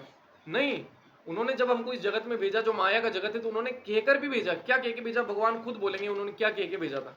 और हम लोग अब उसको कर रहे हैं कि नहीं कर रहे? अब हमको सबको देखना है कि जिस चीज को करने के लिए भगवान ने हमको कहकर भेजा था, क्या हम लोग उसका पालन कर रहे हैं कि नहीं कर रहे हैं? भगवान ने क्या कह के भेजा था? भगवान ने कह के भेजा था, ये भगवान बोल रहे हैं 10वां श्लोक है अध्याय 3 का भगवत गीता का। अर्जुन को भगवान क्या बोल रहे हैं? सह यज्ञा प्रजा सृष्टा पुरोवाच प्रजापति अनेन प्रसविष्येद्वमेश वो स्त्री काम दुख। भगवान क्या बोल रहे हैं? सृष्टि के प्रारंभ में समस्त प्राणियों के स्वामी, यानी जितनी भी आत्माएं उनके स्वामी प्रजापति ने विष्णु के लिए यज्ञ सहित, विष्णु के लिए यज्ञ सहित, ठीक है, यज्ञ सहित मनुष्यों तथा देवताओं की संततियों को रचा। विष्णु के लिए यज्ञ सहित मतलब विष्णु के लिए यज्ञ सहित मनुष्यों तथा देवताओं की संततियों को रचा और उनसे कहा, तुम इस यज्ञ से सुखी रहो, क्योंकि इसे करने से तुम्हें सुख पूर्वक रहने तथा मुक्ति प्राप्त करने के लिए समस्त वांछित वस्तुएं प्राप्त हो जाएंगी। यानी कि जब हमको भेजा उसी टाइम बोला कि यज्ञ करना जाके, हम तो यज्ञ कर ही नहीं रहे। यज्ञ का मतलब क्या है? भगवान विष्णु की प्रसन्नता। यानी हर काम करो तो ऐसा करना कि भगवान विष्णु की प्रसन्नता हो। तो तुम आत्माएं हैं, तुम्हारी इच्छा है कुछ आनंद भोगने की, तो भौतिक जगत में जाके आनंद भी भोग लोगे और वापस भी आ जाओगे धाम में। तो ये फल मिलता है यज्ञ करने का। ये फल मिलता है भगवान विष्णु की प्रसन्नता में कि आदमी यहाँ तो आनंद में रहता ही है, यहाँ से चला भी जाता है। ऐसा नहीं बार बार आ रहा है जा रहा है, आ रहा है जा रहा है। यही तो कर रहे हैं हम लाखों करोड़ों जन्मों से, यही तो चल रहा है। इसी वजह से हम लोग दुखी हो रहे हैं। हम लोग यही भूल गए कि यज्ञ करना चाहिए। बिना यज्ञ करे हम लोग सफल नहीं हो सकते इस जीवन में। और पता नहीं कितने जीवन जीने हमको अगर यज्ञ नहीं कर रहे। और यज्ञ का मतलब खाली हवन नहीं होता कि स्वाहा स्वाहा कर दिया। हो सकता है स्वाहा स्वाहा करने वाला आदमी कभी नहीं जाए भगवान के धाम, और होता ही है मोस्टली। क्यों? क्योंकि वो जान ही नहीं रहा है कि वो कर क्यों रहा है हवन। वो हो सकता है हवन कोई देवताओं को प्रसन्न करने के लिए कर रहा हो। भगवान विष्णु से तो कोई मतलब ही नहीं है, भगवान कृष्ण से तो कोई मतलब ही नहीं है। ठीक है, तो आगे क्या बोलते हैं? प्राणियों के स्वामी विष्णु द्वारा भौतिक सृष्टि की रचना बद्ध जीवों, हमारी जो आत्मा, इनको बद्ध जीव बोल दिया जाता है। क्यों बद्ध जीव बोला है? क्योंकि हम लोग मूर्ख हैं कि हम लोग भगवान के धाम को छोड़ के यहाँ आ गए कि हम लोग देखिए माया में एंजॉय करके देखते हैं, माया में आनंद उठा के देखते हैं। तो बद्ध जीवों के लिए भगवत धाम वापस जाने का सुअवसर है। यहाँ पे भगवान ने सुअवसर बोला, मतलब बहुत अच्छा अवसर है ये धरती, बहुत अच्छा अवसर बोला। क्यों? क्योंकि स्वर्ग में इतना आनंद होता है कि भगवान की याद नहीं आती है। नरक में इतनी यातना होती है कि भगवान को याद ही नहीं कर सकती, इतनी कष्ट है वो ही नहीं झेल पा रहे। धरती पे बहुत अच्छा हमको मौका मिलता है, दुख भी आते सुख भी आते, ताकि भगवान भी याद रहे और हम इतने भी ज्यादा परेशान ना हो जाए कि भगवान को याद ही नहीं करने का टाइम रहे हमारे पास में। ठीक है, भगवान भगवत गीता में बोलते हैं, वेदेश्च सर्वेर हमेव वेद्य, मतलब कि भगवान कहते हैं कि भगवान का कथन है कि वेदों का उद्देश्य मुझे समझना है। भगवान कृष्ण बोल रहे हैं कि सारे वेद चारों वेद जो है उनका और कोई उद्देश्य नहीं है, केवल मुझे समझना। मुझे किसे? कृष्ण को समझना। भगवान भगवत गीता में ठोक के बोल रहे हैं कि सारे वेद, जिसपे हमारी पूरी सनातन संस्कृति टिकी हुई है, वेदों पे ही तो टिकी है। वेदों के अलावा क्या है हमारे पास? वेदों से ही सनातन शुरू होता है और वेदों का ही उद्देश्य भगवान भगवत गीता में बोल रहे हैं, मुझे जानना है। मुझे किसे? कृष्ण को जानना, ये भगवान बोल रहे हैं। तो आप बोलिए कि जो आदमी कृष्ण को नहीं समझ रहा है और उल्टे सीधे काम करता फिर रहा है, इधर उधर देवताओं की पूजा में लगा हुआ है, कुछ नहीं समझ रहा है, वो कहां से उसको परम गति प्राप्त होगी? भगवान तो बोल ही रहे हैं कि यज्ञ करने से ही सुखी रहेगा इंसान, यानी कि विष्णु की सेवा। विष्णु कृष्ण में अंतर नहीं है, लेकिन कृष्ण अब और भी ठोक के बोल रहे हैं कि मेरे को जानने के लिए। ठीक है, अब आगे इसमें देखते हैं हम लोग कि अब यहाँ पे हम लोग एक ऐसी बात करने वाले, बहुत सारे लोगों को जिसके बारे में पता नहीं होता है। आज हम लोग मंदिर जाते जाते हमको जिंदगी के 20 30 40 50 60 साल हो गए, 70 साल हो गए। हम में से बहुत सारे लोग भगवान के अवतार को ही नहीं जानते हैं कि भगवान का एक अवतार कलयुग में आके चला भी गया और हमको पता भी नहीं चला। उसके बारे में भागवत जी में आता है। क्या आता है? तो कलयुग में वैदिक शास्त्रों ने संकीर्तन यज्ञ, यानी कि भगवान के पवित्र नामों के कीर्तन, जो अपन हरे कृष्ण महामंत्र करते हैं उसका कीर्तन करते हैं, या राधा राधा कीर्तन करते हैं, जो भी अपन भगवान के नाम का कीर्तन कर रहे हैं। ठीक है, गोविंद गोविंद पुकार रहे, मतलब मुरारी मुरारी पुकार रहे, कुछ भी भगवान के पवित्र नामों का कीर्तन का विधान किया गया है। और इस दिव्य विधि का प्रवर्तन चैतन्य महाप्रभु द्वारा इस युग के समस्त लोगों के उद्धार के लिए किया गया। चैतन्य महाप्रभु ने आके बताया। कलयुग चालू हुए कितने साल हो गए? लगभग 5,500 साल हो गए। ठीक है, और चैतन्य महाप्रभु ने आके बोला, कब आए चैतन्य महाप्रभु? 550 साल पहले आए। चैतन्य महाप्रभु कौन थे? भगवान कृष्ण का ही अवतार है चैतन्य महाप्रभु। कब पैदा हुए? 550 साल पहले। कहाँ पैदा हुए? मायापुर नवद्वीप में पैदा हुए। कहाँ पर है ये? बंगाल में है ये। और भगवान पैदा हुए, उनके बारे में क्या प्रमाण है? कैसे मान ले कि भगवान पैदा हुए? किसने बोल दिया? ये तो कलयुग में पैदा हुए, कलयुग में तो कल के आएंगे। इनके बारे में भी लिखा है क्या कहीं पे? भागवत जी में क्या लिखा हुआ है? भागवत जी तो जब इसका अंत हो रहा था, द्वापर का अंत हो रहा था, उस समय भागवत जी ने प्राकट्य अपना लिया। सुखदेव गोस्वामी ने द्वापर के अंत में इनको, अपने जो थे परीक्षित महाराज को भागवत जी सुनाई। उसमें उन्होंने क्या बोला?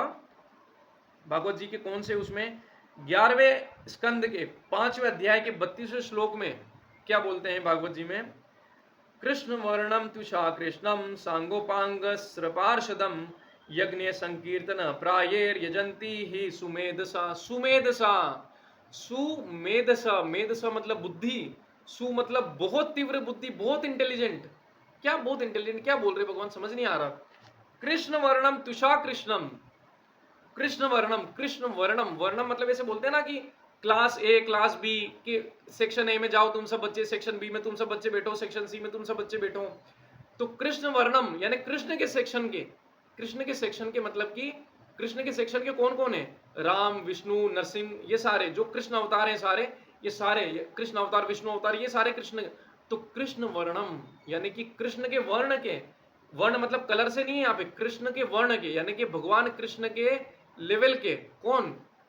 आगे क्या बोल रहे हैं? त्विषा अकृष्णम। त्विषा मतलब कि त्वचा, त्वचा अकृष्णम यानी कि ये जो पैदा होंगे ना भगवान के अवतार, इनकी त्वचा भगवान की तरह डार्क नहीं रहेगी। जैसे भगवान की तो क्या है, ब्लूइश ब्लैक यानी कि बादल के समान, घनघोर बादल की जैसे कि होती है ना, डार्क नीली त्वचा जो होती है, वैसी भगवान की, वैसा भगवान का रंग है। उज्जवल नीलमणि भी उनको बोलते हैं। लेकिन इनका भगवान क्या बोल रहे भागवत जी में कि इनकी त्वचा होगी गौर वर्ण की, और इसीलिए इनको गौरांग महाप्रभु भी कहा जाता है, जो अभी पैदा हुए चैतन्य महाप्रभु, जिन्होंने संकीर्तन हरे हरे कृष्ण महामंत्र का संकीर्तन पूरी दुनिया में पहुंचाने का आदेश दिया अपने भक्तों को। प्रभुपाद जी उसी संकीर्तन को पूरी दुनिया में पहुंचा के आए। आज गांव गांव में, नगर नगर में, हमारे भारत में ही नहीं, विदेशों में, पाकिस्तान तक में हरे कृष्ण महामंत्र का संकीर्तन हो रहा है। कहां से हो रहा है? कौन कर रहा है? ये भगवान की इच्छा है। भागवत जी में लिखा हुआ है कि पूरी दुनिया में ये फैलाएंगे, लेकिन इनको कौन करेगा, कौन समझेगा? चैतन्य महाप्रभु के बारे में मुझे लग रहा है, मुझे 23 साल की उम्र तक मुझे पता भी नहीं था, 23 या 22 की उम्र तक मुझे पता भी नहीं था चैतन्य महाप्रभु हैं कौन। मैं कभी मंदिर में जाता था, कभी ऐसे देखे कोई खड़े हुए, मैंने कहा होंगे कोई भक्त होंगे ऐसे नाच रहे होंगे, ऐसे खड़े हैं। तो जो दो ऐसे खड़े रहते हैं ना भगवान की विग्रह, ऐसे नृत्य करते हुए मतलब मुद्रा में, उनको बोलते गौर निताई। चैतन्य महाप्रभु और नित्यानंद प्रभु, चैतन्य महाप्रभु है कृष्ण का अवतार और नित्यानंद प्रभु है बलराम जी का अवतार। भगवान कभी भी आते हैं अपने पार्षदों के साथ आते हैं। ये भी श्लोक में लिखा हुआ है कि भगवान क्या करेंगे, सांगोपांगास्त्र पार्षदम, अपने पार्षदों के साथ आते हैं भगवान। इसका मतलब क्या है, इस कलयुग में जो लोग पर्याप्त बुद्धिमान हैं, वे भगवान की उनके पार्षदों सहित संकीर्तन यज्ञ के द्वारा पूजा करेंगे। संकीर्तन यज्ञ यानी संकीर्तन करके, हरे कृष्ण महामंत्र करके भगवान की पूजा करेंगे। वेदों में वर्णित अन्य यज्ञों को इस काल में कर पाना सहज नहीं बताया गया, किंतु संकीर्तन यज्ञ सुगम है और सभी दृष्टि से अलौकिक है, जैसा कि भगवत गीता में भी बताया गया है।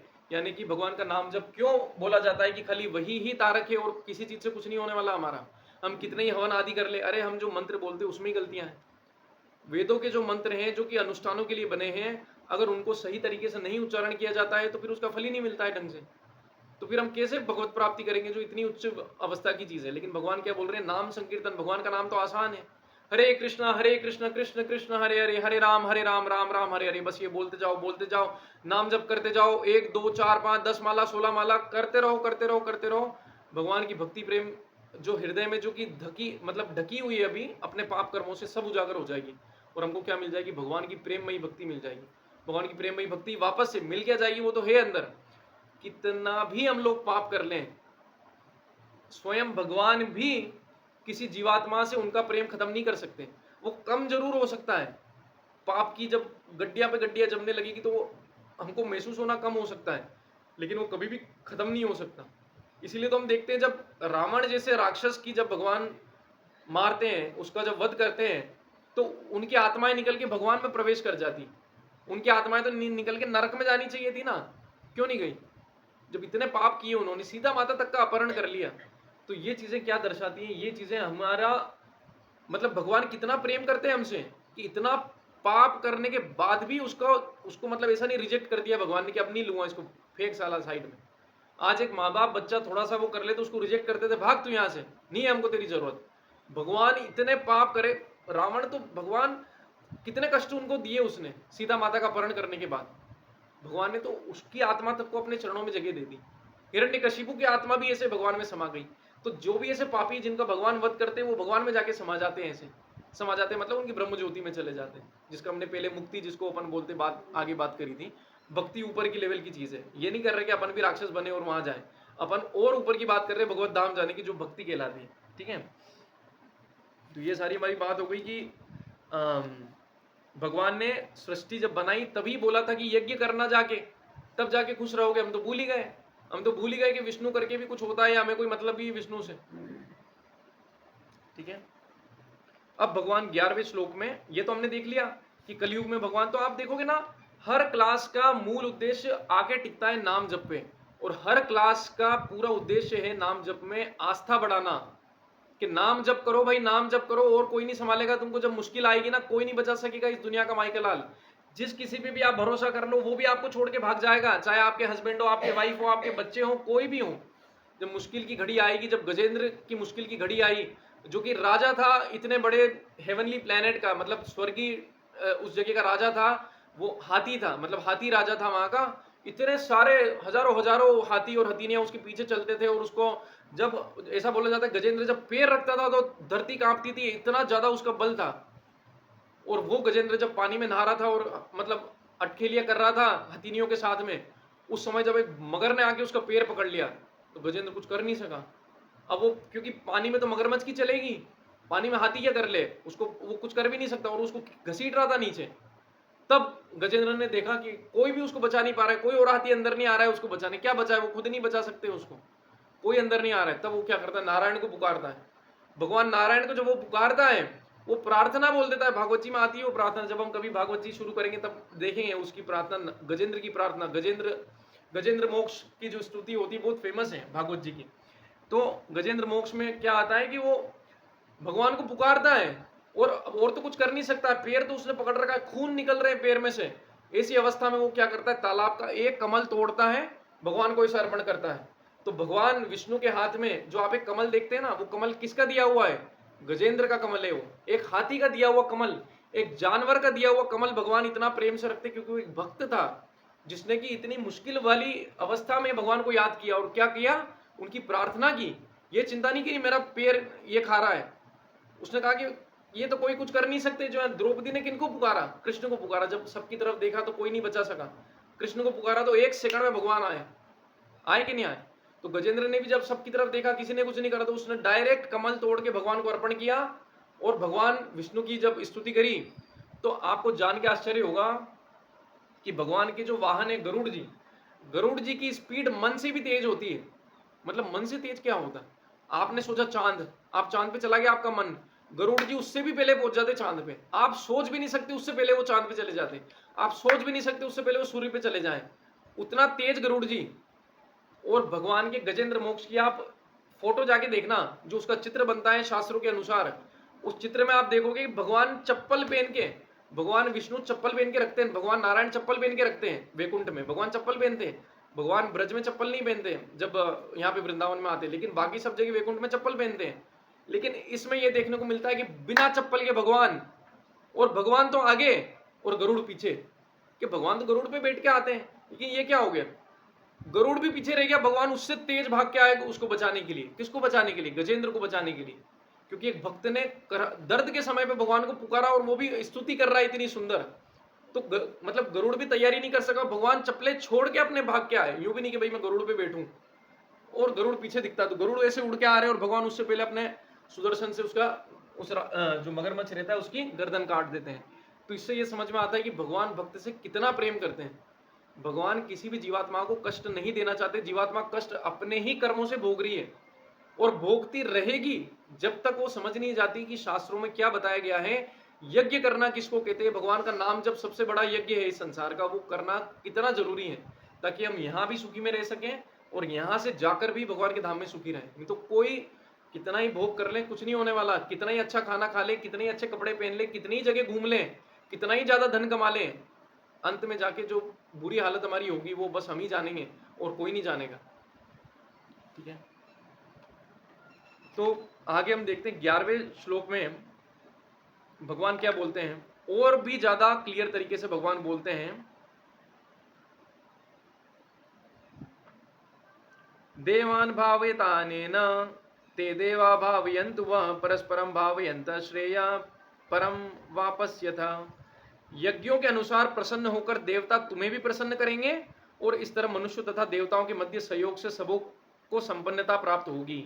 हमने जैसे बोला था कि बारिश क्यों नहीं हो रही है, क्योंकि आजकल लोगों ने यज्ञ करना बंद कर दिए, मतलब भगवान के नाम जप करना बंद कर दिए। और भगवान ने देवताओं को भी अपनों ने देखा था कि भगवान ने जीवात्माओं और देवताओं को साथ में भेजा विष्णु का यज्ञ देकर, कि ये करना तो दोनों में तालमेल बना रहेगा। देवताओं को क्या चाहिए, यज्ञ का फल चाहिए, और हमें क्या चाहिए, देवताओं से जो भी उनका आशीर्वाद चाहिए, जिससे कि बारिश हो, यहाँ पे फल फूल हो, हम लोग खा पी सकें। लेकिन जब हम लोग ये सब करना बंद कर देते हैं तो सूरज भयंकर गर्मी बरसाता है, यूवी रेज बरसाता है, हमारे ऊपर जला रहा है सूरज आज हमको। कितना सूरज आज, जो सूरज करोड़ों सालों से है, इतने युग निकल गए, इसी युग में क्यों इतनी गर्मी बढ़ रही है? क्योंकि हम लोग पापी हो गए। जैसे जैसे पाप बढ़ता जाएगा सूरज की गर्मी बढ़ती जाएगी। भागवत में लिखा हुआ है कि आगे जाके सूरज आई थिंक 3 गुना या 5 गुना ज्यादा गर्मी देगा। मतलब घर से बाहर निकलते ही जल जाएगी स्किन हमारी, इतना भयंकर तापमान हो जाएगा सूरज का, घर से बाहर निकलना इम्पॉसिबल हो जाएगा। ये जो आपको लग रहा होगा ना कि यार जब हम छोटे थे तब गर्मी इतनी नहीं लगती थी यार, आज बहुत गर्मी हो गई, ये ऐसा नहीं है आज गर्मी हो गई, ये बढ़ती ही जाएगी। क्योंकि कलयुग क्या है, ये पापियों का युग है जिसमें सब लोग पापी हैं, सब लोग पापी हम लोग। तो उसकी वजह से क्या है, धीरे धीरे कलयुग की जो है अवस्था डिटोरिएट होती चली जाएगी, बारिश होना कम हो जाएगी, सूखा पड़ना चालू हो जाएगा, पेड़ पौधे सब दूर सूखेंगे, धीरे धीरे धीरे धीरे सब खत्म हो जाएगा, जानवर भी मर जाएंगे, फिर इंसान इंसान को खाएगा, ये तब जाके अवस्था आएगी। तो उसकी शुरुआत कहाँ से होती है?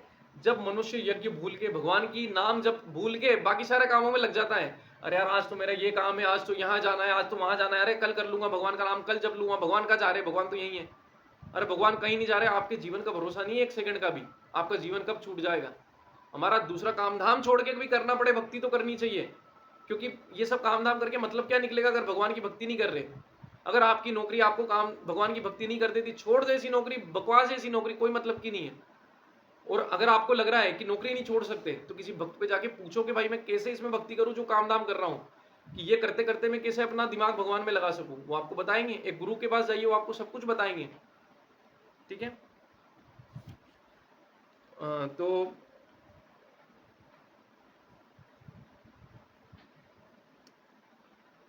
ठीक है, आगे प्रभुपाद जी तात्पर्य में लिखते हैं कि प्रत्येक जीव द्वारा शरीर धारण करने के लिए आवश्यक वस्तु वायु, प्रकाश, जल तथा अन्य सारे वर उन देवताओं के अधिकार में है जो भगवान के शरीर के विभिन्न अंगों में असंख्य सहायकों के रूप में स्थित हैं। भगवान अपना सारा काम इन देवताओं के थ्रू करवाते हैं कि सूरज देवता आप रोज सुबह उगना टाइम से ये सब देना, वरुण देवता बारिश देना, ऐसे अलग अलग सबको अलग अलग काम सौंप रखे हैं। लेकिन वो सब आपको ये कब देंगे? जब आप क्या करोगे? यज्ञ करोगे, भगवान विष्णु की प्रसन्नता करोगे, या फिर उनको वो करोगे। ठीक है, अगर वो नहीं करोगे तो फिर सब गड़बड़ हो जाएगा मामला। ठीक है, यज्ञों को संपन्न करने से अन्य लाभ भी होते हैं जिनमें अंततः भव बंधन से मुक्ति मिल जाती है। यज्ञ से सारे कर्म पवित्र हो जाते हैं, जैसा कि वेद वचन है, आहार शुद्धो सत्वस्व शुद्धि, सत्वस्व शुद्धो ध्रुवा स्मृति स्मृतिर्लंबे सर्वग्रंथि नाम विप्र मोक्ष। यज्ञ से मनुष्य के खाद्य पदार्थ शुद्ध होते हैं और शुद्ध भोजन करने से मनुष्य जीवन शुद्ध हो जाता है। शुद्ध जीवन होने से स्मृति के सूक्ष्म तंतु यानी कि माइंड के अंदर जो हमारी सेल होती है, जो कोशिकाएं होती हैं, वो शुद्ध हो जाती हैं, और स्मृति तंतुओं के शुद्ध होने पर मनुष्य मुक्ति मार्ग का चिंतन कर सकता है, और ये सब मिलकर कृष्ण भावना तक पहुंचाते हैं और आज के समाज के लिए सर्वाधिक आवश्यक है। यानी कि ऐसा बोला जाता है कि हमको जो दूध पीते हैं, भैंस का दूध ग्रहण नहीं करना चाहिए, हमको गाय का दूध ग्रहण करना चाहिए। क्यों करना चाहिए? गाय का दूध पीने से हमारे मस्तिष्क में ऐसी कोशिकाएं उत्पन्न होती हैं जो भक्ति में सहायक हैं। आपको जान के बहुत आश्चर्य होगा, इस दुनिया के कोई भी जानवर के दूध से भक्ति में सहायकता, इनफैक्ट माँ के दूध से भक्ति में सहायक देने वाली कोशिकाएं उत्पन्न नहीं होती है, लेकिन गाय का दूध पीने से भक्ति में सहायकता, यानी गाय का दूध पीने से आपको भक्ति में हेल्प मिलती है अगर आप गाय का दूध पीते हैं। और भैंस का दूध पीने से आलसी बनता है हमारा शरीर, तो इसीलिए गाय का बच्चा तो पैदा होने के 5 मिनट में खड़ा हो जाता है, और भैंस का बच्चा 2 दिन तक 3 दिन तक पड़ा रहता है, 2 दिन लग जाते हैं उसको खड़ा होने में। तो ये होता है। सेकंड चीज यहाँ बोल रहे हैं कि जब हम भगवान को अर्पण किया हुआ प्रसाद खाते हैं तो उससे भी वो कोशिकाएं बनती हैं, रियल कोशिकाएं बनती है हमारे सिर में भगवान का प्रसाद खाने से, जिनसे हमको सहायता होगी। अब ये जैसे क्लास हम बैठ के सुन रहे हैं, हो सकता है कि एक 60 70 80 साल का आदमी या इवन 50 साल का, 40 साल का, एक नव युवक 30 साल का जो बहुत ज्यादा तामसिक है, कुछ भी नहीं समझ सके, उसके सिर के ऊपर से जाए ये सारी बातें कि क्या बोल रहे हैं यार, कुछ समझ नहीं आ रहा है।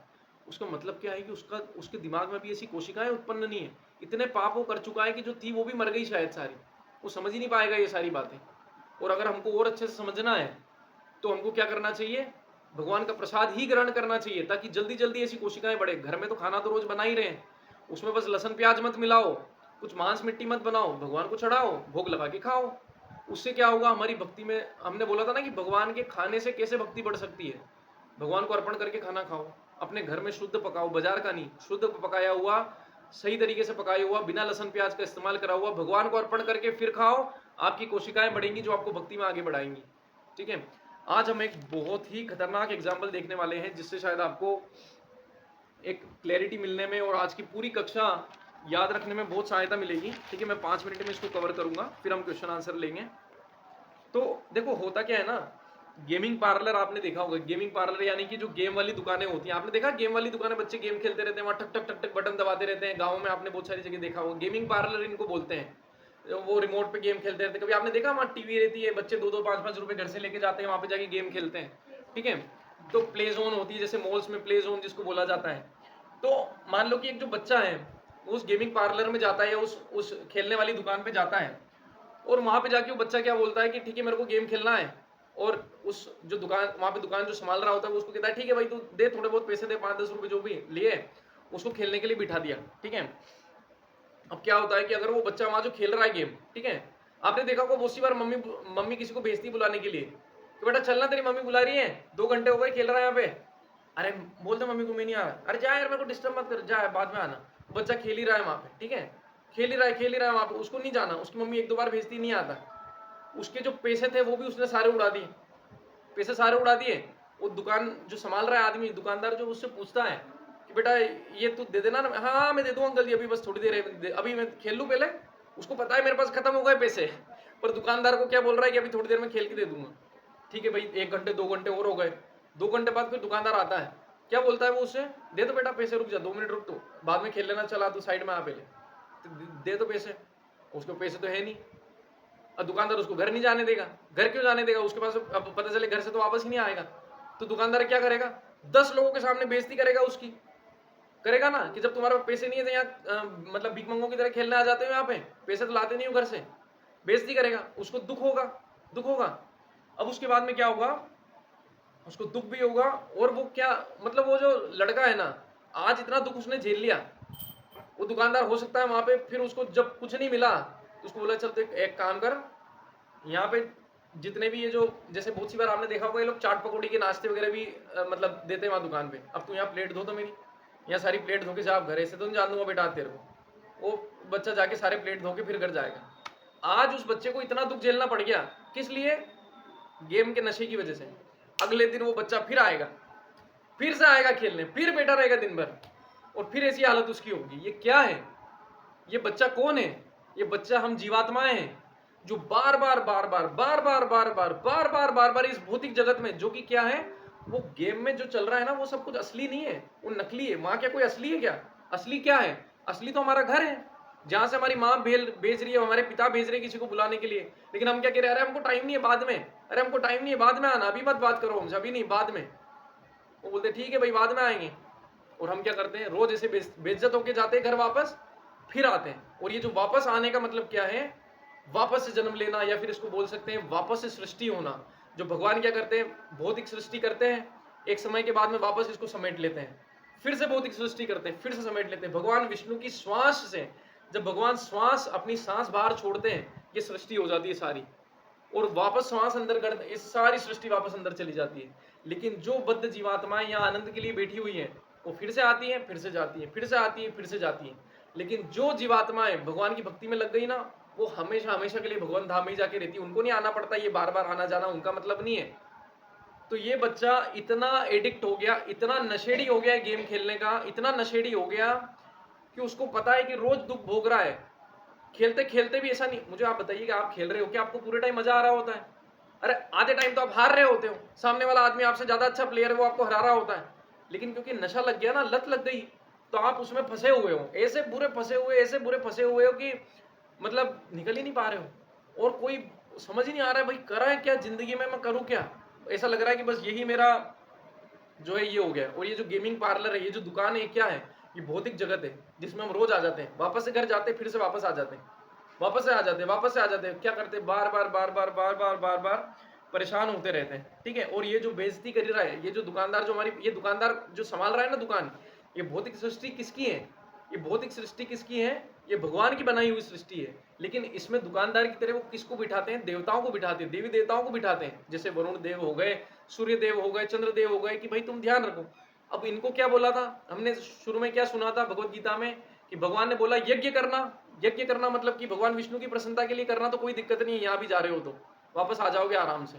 लेकिन जब इन्होंने यज्ञ नहीं किया मतलब पैसे तो है ही नहीं, पैसे तो है ही नहीं, तो दोगे क्या दुकानदार को? फिर तो करेगा वो मारपीट तुम्हारे साथ। और वही मारपीट ही देवता आज हमारे साथ कर रहे हैं। हमको बारिश नहीं दे रहे टाइम पे, धूप इतनी ज्यादा पड़ रही है, हम लोग त्राहिमाम कर रहे हैं, इतनी बीमारियां, कोरोना जैसी बीमारी कोई आदमी नहीं बना सकता। कोरोना जैसी बीमारियां या जो इतने बड़े बड़े लेवल पे पेंडेमिक्स आते हैं, ये देवी शक्तियों से ही होते हैं। देवी शक्ति इतनी इतनी क्रोधित होती है मनुष्य सभ्यता पे, ढंग के काम करते नहीं और पाप दम कर रहे हैं, और ये न्यूक्लियर वेपन बना रहे हैं, इधर उधर बम फोड़ते रह रहे हैं, हजारों लाखों करोड़ों लोगों को मार रहे हैं, ये इधर उधर करके पाप कर रहे हैं, इतने जानवरों की हत्या कर रही है, इतने जानवरों को मार मार के खा रहे हैं लोग।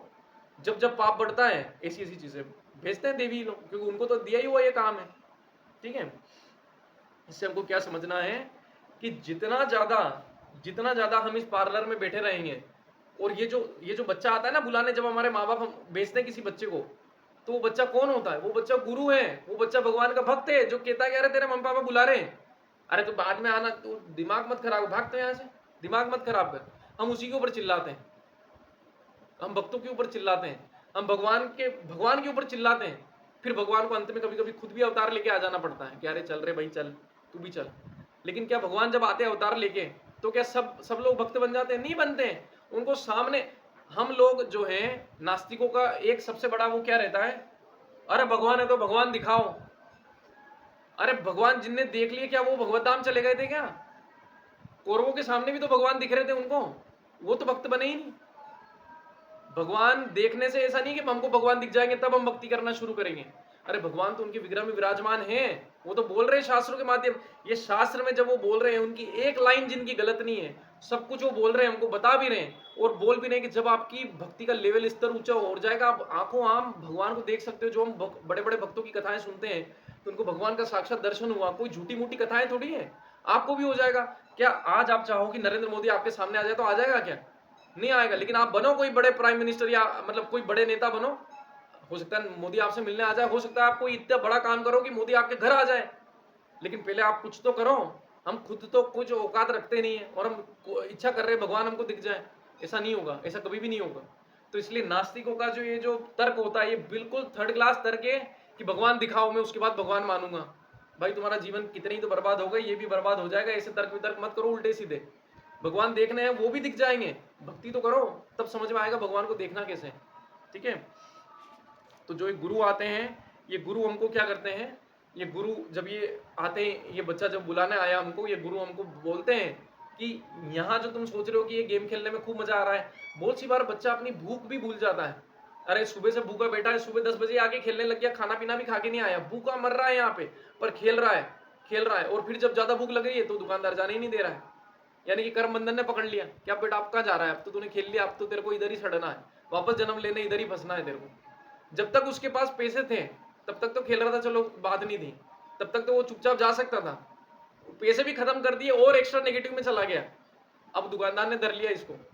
तो ये कर्म बंधन ऐसे फंसाते हैं कि निकलने ही नहीं देते यहाँ से। फिर मनुष्य योनि भी नहीं मिलती, फिर जानवर योनियों में जन्म लेते रहते हम लोग, बार बार जानवर योनि में आते रहते, अपना समय खराब करते रहते। तो गुरु आके, वैष्णव आके, भक्त आके क्या क्या सिखाते हैं, क्या बोलते हैं? भक्त आपको ये नहीं बोलेगा कभी भी कि सब सब काम धाम छोड़ दो, भक्ति एकदम बोरिंग चीज है लेकिन फिर भी करो। वो तो आपको आके बोलेगा कि भक्ति में अनंत आनंद है, भक्ति में यहाँ भी आनंद है, आप थोड़ा ट्राई तो करके देखो। अरे बेटा तेरे तू सुबह से खेल रहा था, चल अब थोड़ी देर घर चल ले यार, वहां पे घर पे मम्मी ने कुछ अच्छा बनाया है तेरे लिए, चल तो सही, वहां पे पापा ने कुछ अच्छा बनाया, चल तो सही। हमें क्या करना है, जब कोई भक्त आए, जब भगवान हमारे जीवन में आए किसी तरीके से, तो सुन लेनी है उनकी बात। तो यही पार्लर पे जिस दिन हमको धर लिया उस दुकानदार ने, बस यही है कर्म बंधन। इसी कर्म बंधन से हम लोग फंसेंगे, इसी कर्म बंधन से हम लोग यहीं रह जाएंगे संसार में, और कितने जन्म, करोड़ों जन्म। ओके, सो हम लोग अब आगे की कक्षा में देखेंगे थोड़ा और जो हम लोग डिस्कस करने वाले थे प्रसाद वगैरह के ऊपर, क्योंकि आज तो समय हो गया है। तो अगली बार में हम प्रसाद का देखेंगे। जो भी भक्तों के प्रश्न उत्तर हो आप लोग कर सकते हैं, हमारे पास 10 मिनट का समय है, जो भी भक्त के सवाल हो आप लोग पूछ सकते हैं। हरे कृष्णा। यहाँ पे सवाल है किसी भक्त का जो है बता रहे हैं, जो भी आपके मन में सवाल आ रहा हो इससे रिलेटेड, या कोई भी बात जो आप शेयर करना चाहते हो। नाम जप करते हैं, कृष्ण जी का नाम जप करते हैं, कभी कभी होता है अपसेट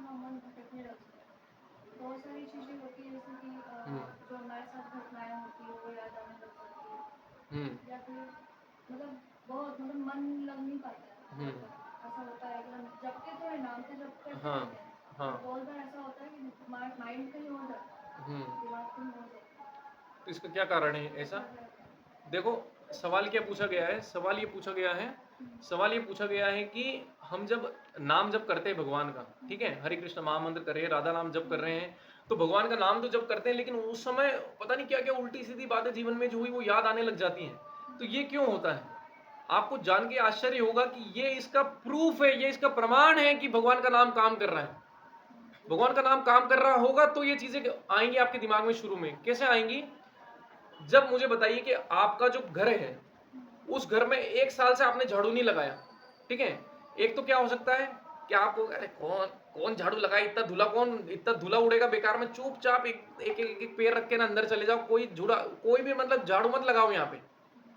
तो क्या वो सही बात होगी? अरे धूल की परत जमी हुई है इतनी मोटी घर में, लेकिन जब हम झाड़ू लगाएंगे तो धूला तो उड़ेगा ना। तो जैसे ही धूला उड़ेगा तो हमको लगेगा, थोड़ी देर तो लगा, अरे बाप रे ये धूला धूला क्या हो गया, पूरे कमरे में धूला हो गया, लेकिन क्या वो पूरे टाइम रहेगा? थोड़ी देर में बाहर चला जाएगा सारा। तो जितने भी गंदगी हमारे इसमें जमा है, वो जमा जमा क्यों बोलते हैं? जमा है ना, मतलब बैठी हुई है। जैसे ही भगवान का नाम लेते हैं वो गंदगी उखलने लगती है, क्योंकि उखलेगी तभी तो बाहर निकलेगी। तो भगवान का नाम इतना पावरफुल होता है कि सबसे पहले सबसे गंदी चीजें जो आपके मन में है उनको बाहर निकालता है, सबसे बुरे जो आपके पाप है उनको याद दिलाता है, ताकि पहले जो ज्यादा बड़ा कचरा है पहले भाई उसको निकालो, पहले बड़ा कचरा साफ करो जल्दी जल्दी, ताकि इस भक्त को मतलब मदद मिले। तो भगवान का नाम जब करने पे ये जो है ये बहुत नेचुरल है। या आपके साथ 6 महीने 1 साल 2 साल होगा, लेकिन जब आप नाम जब लगातार करेंगे तो ये बिल्कुल ऑलमोस्ट कम कम कम कम कम कम होता होता धीरे धीरे धीरे धीरे बिल्कुल फिर भगवान में ही ध्यान लगने लगेगा आपका। तो ये तो बहुत अच्छी बात है कि जब आप भगवान का नाम जब कर रहे हो और ये उल्टी सीधी बातें आपके दिमाग में आ रही है, आपको क्या करना चाहिए? आपको ऐसा नहीं उनको सोचने लगना चाहिए, अरे वो तो कचरा उड़ रहा है। अपना ध्यान कहाँ होना चाहिए? अपना ध्यान होना चाहिए सफाई करने में। और सफाई करने में ध्यान का मतलब है अपना ध्यान तो भगवान में, बार बार मन को पकड़ के लाके भगवान में लगाओ। बार बार भगवान में लगाने का मतलब क्या है? उसको सुनो, जो मंत्र अपन बोल रहे हैं, जो भगवान का नाम ले रहे हैं ना, उसको सुनो। केवल मन को भटकने दो जहां भटक रहा है। हरे कृष्ण महामंत्र बोल रहे हैं, हरे कृष्ण कृष्ण कृष्ण हरे हरे। तो हमने पहले भी बताया था, हरे का मतलब होता है राधा रानी, कृष्ण मतलब कृष्ण। और तो जब जब भी ये बोलो तो भगवान को याद करो, उनको मतलब दिमाग को याद आना चाहिए कि हाँ ये भगवान के नाम है, राधा रानी कृष्ण के नाम ले रहा हूं मैं बार बार। हरे राम राम राम हरे हरे। तो ऐसे ही भगवान का नाम ले लेके और याद करते रहो कि ये राधा कृष्ण के नाम चल रहे हैं। आप भगवान का मुकुंद मुकुंद मुकुंद मुकुंद पुकार रहे हो तो याद करो कि ये भगवान है जिनको मैं पुकार रहा हूँ बार बार। राधा राधा बोलो तो कि मैं भगवान को याद कर रहा हूँ, राधा रानी को याद कर रहा हूँ। तो बस ये उल्टी सीधी चीजें आ रही है, इनको भी आने दो, ये धीरे धीरे आप देखोगे कम होती जाएगी। लेकिन लोग क्या करते हैं, 2-4 झाड़ू निकाले और धूला धूला हो गया, अरे अरे मत मत निकालो मत निकालो मत निकालो। ये क्या थोड़ी तरीका? झाड़ू निकालते रहो, उसी से बाहर जाएगा कचरा सारा, और उसी से हमारा हृदय शुद्ध होगा और अपने आप हमको भगवत प्रेम मतलब महसूस होने लग जाएगा। ठीक है, और कोई सवाल है किसी भक्त का यहाँ पे?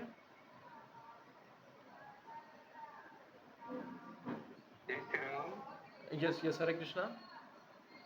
मेरे बेटे ने मेरे से एक क्वेश्चन किया गुरुजी जी मैं गुरुजी नहीं हूँ, पर ठीक है बताइए आप। उसने कहा, मैं जीवात्मा और परमेश्वर पे उससे बात कर रहा था। उसने कहा मोक्ष पे, धर्म अर्थ काम मोक्ष के बारे में उसको मैं बता रहा था जी। उसने कहा कि अंत में जीव को, आत्मा को परमात्मा में मोक्ष प्राप्त करना है, तो उससे अलग कैसे हो गई? फिर अलग ही नहीं होना था। नहीं नहीं, देखिए, हाँ देखिए, आपने बोला कि मोक्ष जो प्राप्त करना है, ठीक है, जिसको कि मुक्ति भी लोग बोलते हैं, ये हमने पहले भी इसको बहुत डिटेल में डिस्कस किया था। ठीक है, हो सकता है आप उन क्लासेस में नहीं हो, तो हम लोग आज वापस से बता देते हैं। मुक्ति अलग चीज है और भगवत धाम जाना अलग चीज है। ठीक है, मुक्ति का मतलब क्या होता है, जो लोग जैसे बोलते भी है कि हमको मुक्ति चाहिए बस यहाँ से, उनको भगवान से कोई मतलब नहीं है, उनको भगवान से मतलब नहीं है, उनको क्या है बस यहाँ पे इतना परेशान हो गए, बस यहाँ से मुक्त कर दो भाई, यहाँ से मुक्त कर दो। तो वो आदमी क्या करता है, वो आदमी यहाँ पे फिर ऐसी क्रियाएं करता है जिससे कि वो यहाँ से तो मुक्त हो जाए, कुछ करके यहाँ से मुक्त भी हो गया, लेकिन वो फिर क्या करता है, ब्रह्म ज्योति में चला जाता है। जो बोलते हैं ना भगवान में विलीन हो जाना, कि भगवान में विलीन हो जाता, भगवान में कभी भी हम लोग जाके विलीन नहीं हो सकते। भगवान भगवत गीता के दूसरे अध्याय में बोल रहे हैं कि आत्मा न तो कभी मरती है, न कभी कटती है, न कभी जलती है, न कभी सूखती है। जब आत्मा कभी ये सब हो ही नहीं सकती तो वो मिल कैसे सकती है भगवान में? वो पूरी मिल नहीं सकती भगवान में। वो क्या करेगी, भगवान जैसे भगवान का शरीर है, कृष्ण का शरीर है सुंदर सा, उस शरीर से उजाला आता है, क्योंकि भगवान प्रकाशमान है, इतना तगड़ा उजाला आता है ना कि आंखें नहीं खुलती है हमारी। तो जो लोग भगवान में भगवान में भक्ति नहीं रखते, भगवान के प्रति आस्था नहीं रखते, उनको केवल वो प्रकाश दिखता है दूर से, और जिसको बोला जाता है ब्रह्म ज्योति। तो जो आत्मा यहाँ परेशान हो रही होती है लेकिन भगवान में भी आस्था नहीं है उसकी कुछ भी, वो क्या चाहती है, यहाँ की परेशानी से दूर होकर उस ब्रह्म ज्योति में जाना चाहती है। ब्रह्म ज्योति में चली जाती है, कितने साल बैठ लेगी वहां पे। आत्मा का हमने देखा कि आत्मा का नेचर क्या है, आत्मा का स्वभाव क्या है, सक्रिय रहना, कुछ ना कुछ करते रहना।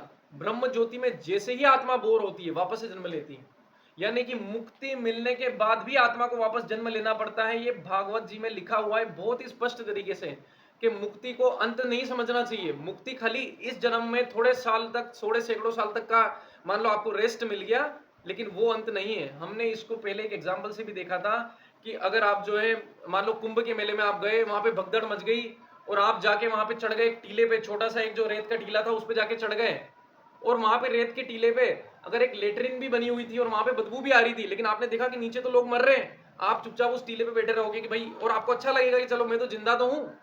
लेकिन जब कुंभ का मेला समाप्त हो जाएगा तो क्या आप टीले पे बैठे रहोगे क्या? आप तो वापस नीचे आओगे। क्यों नीचे आओगे? क्योंकि टीले पे थोड़ी बैठने जाना था आपको, आपको तो आनंद उठाने के लिए कुंभ में आए थे बस। तो जैसे ही आत्मा को लगता है कि अरे अब तो बहुत दिन हो गए, यहाँ तो बोर हो रही हूं मैं, वापस आत्मा गिर के वापस इसी भौतिक जगत में वापस आ जाती है। तो इसलिए जो लोग खाली मुक्ति की कामना करते हैं वो कहीं नहीं जा पाते, वापस से इस संसार में वापस जन्म लेते हैं, जन्म मृत्यु के चक्कर से मुक्त नहीं होते।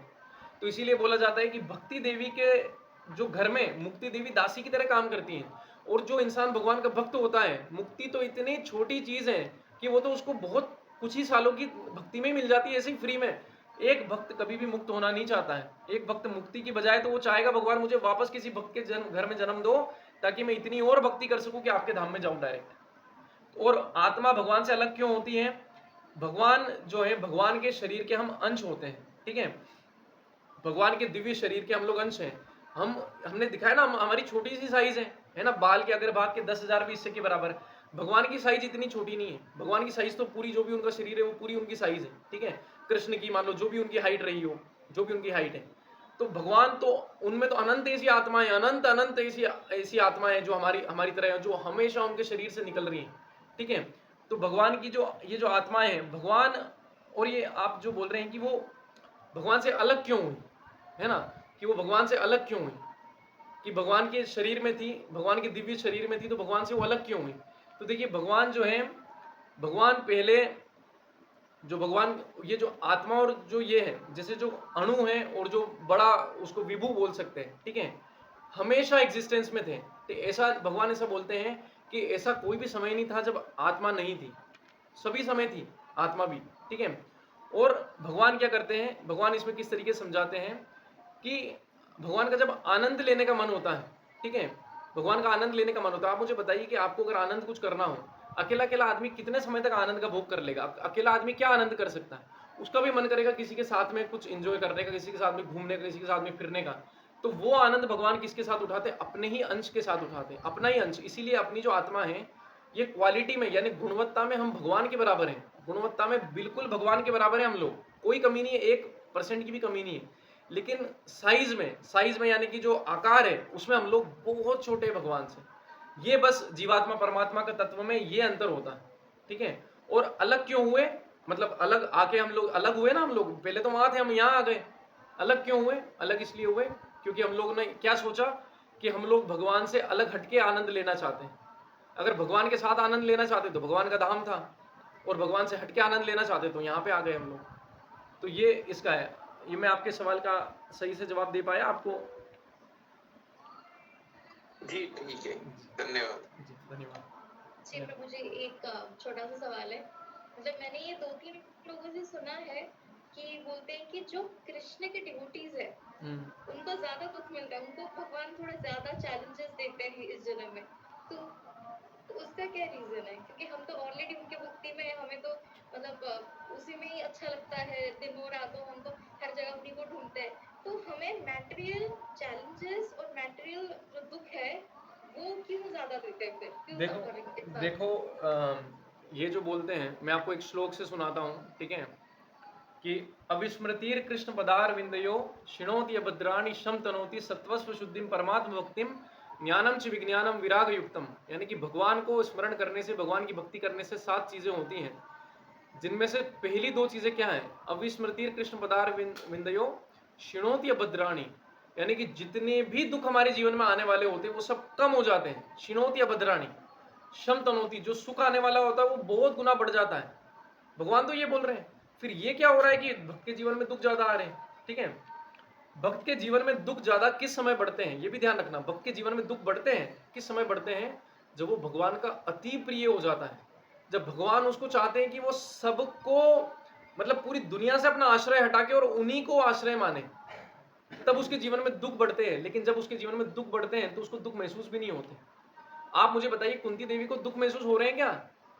कुंती देवी को दुख नहीं महसूस हो रहे, वो तो चाह रही है कि भगवान और दे ऐसे दुख।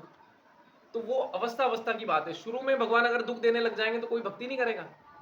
शुरू में दुख नहीं आए, हाँ, और भगवान आपके कर्म भी जल्दी कटाना चाहते हैं। एक नॉर्मल आदमी जिसको कि अभी खूब जन्म लेने हैं, उसको भगवान को क्या चिंता है? उसके हमारे प्रारब्ध का मतलब क्या होता है? करोड़ों जन्म जो हमने जिए हैं, जो हमने पाप किए हैं, उनका कुछ पोर्शन इस जन्म में हमको भोगना है। लेकिन भगवान क्या करते हैं? भक्त के लिए तो अब उनको तो उसका तो पूरा खाता बही समाप्त करनी है, यहाँ से पूरा उसका निपटारा करके उसको लेके जाना है, एक ही जन्म में भगवत धाम लेके जाना है। तो भगवान क्या करते हैं? जितने भी उसने पाप किए उनमें से थोड़ा थोड़ा थोड़ा थोड़ा थोड़ा थोड़ा थोड़ा थोड़ा निकाल निकाल के बस इस जन्म में कि भाई तू थोड़ा थोड़ा भोग ले, 5%, बस 5%, जल्दी जल्दी हिसाब निपटा, तेरा जल्दी हिसाब निपटा, तेरे को इस जन्म में लेके जा रहा हूं मैं। तो अच्छा है कि बुरा है? वो तो बहुत अच्छा है। हाँ, और ये भी ध्यान रखना, भगवान हमेशा हमारी कैपेसिटी के हिसाब से दुख देते हैं। ऐसा दुख नहीं देंगे जो हम झेल ही नहीं सकते। भगवान हमेशा ऐसा दुख देंगे जो हम झेलने लायक भी स्थिति में। ऐसा दुख नहीं देंगे कि आदमी मर जाए आत्महत्या करके, ऐसा दुख नहीं देंगे भगवान। ऐसा दुख देंगे जो हम झेल सकें। पांडवों को ऐसे दुख दिए गए क्योंकि वो झेल सकते थे, इतना भक्ति थी उनके अंदर। जब हम ऐसे बन जाएंगे तो फिर तो कहना ही क्या, दुनिया हमारे ऊपर किताब लिख देगी, है ना। तो वो वाली भक्ति तो बहुत उच्च कोटि की भक्ति है, जिस लेवल की भक्ति वो लोग करते हैं। और उस समय पे दुख भी आए तो हमको दुख लगेंगे ही नहीं। लेकिन उससे पहले तो भगवान दुख कम करते हैं, और भगवान दुख बहुत कम कर देते हैं। और जो हमारे जो पाप जो इस जन्म में नहीं भी लिखे थे, जल्दी जल्दी कटवाते हैं भगवान, प्रारब्ध फटाफट कटवाते हैं हमारे, ताकि हम लोग जल्दी से जल्दी शुद्ध होकर भगवत धाम जा सकें। ठीक है, ऑलराइट, हाँ, थैंक यू। या alright, thank you so much everyone. 2 बज चुके हैं। वांछा कल्पतरुभ्यश्च कृपा सिन्धुभ्यश्च पतितानां पावनेभ्यो वैष्णवेभ्यो नमो नमः। ग्रंथराज श्रीमद् भागवतम की जय, श्रीमद् भगवद गीता की जय, ब्रज किशोर श्री कृष्णचंद्र भगवान की जय, वृंदावनेश्वरी श्रीमती राधा रानी की जय, शीला प्रभुपाद की जय, हिज होलीनेस भक्ति धीर दामोदर स्वामी महाराज की जय, संवेद गौर भक्त वृंद की जय। 3 बार हरे कृष्ण महामंत्र बोल के आज की कृष्ण समाप्त करेंगे। हरे कृष्णा कृष्णा कृष्णा हरे हरे, हरे राम राम राम हरे हरे, हरे कृष्णा कृष्णा कृष्णा हरे हरे, हरे राम राम राम हरे हरे, हरे कृष्णा कृष्णा कृष्णा हरे हरे, हरे राम राम राम हरे हरे। हरि बोल। Thank you so much everyone. Thank you. Hare Krishna, Hare Krishna.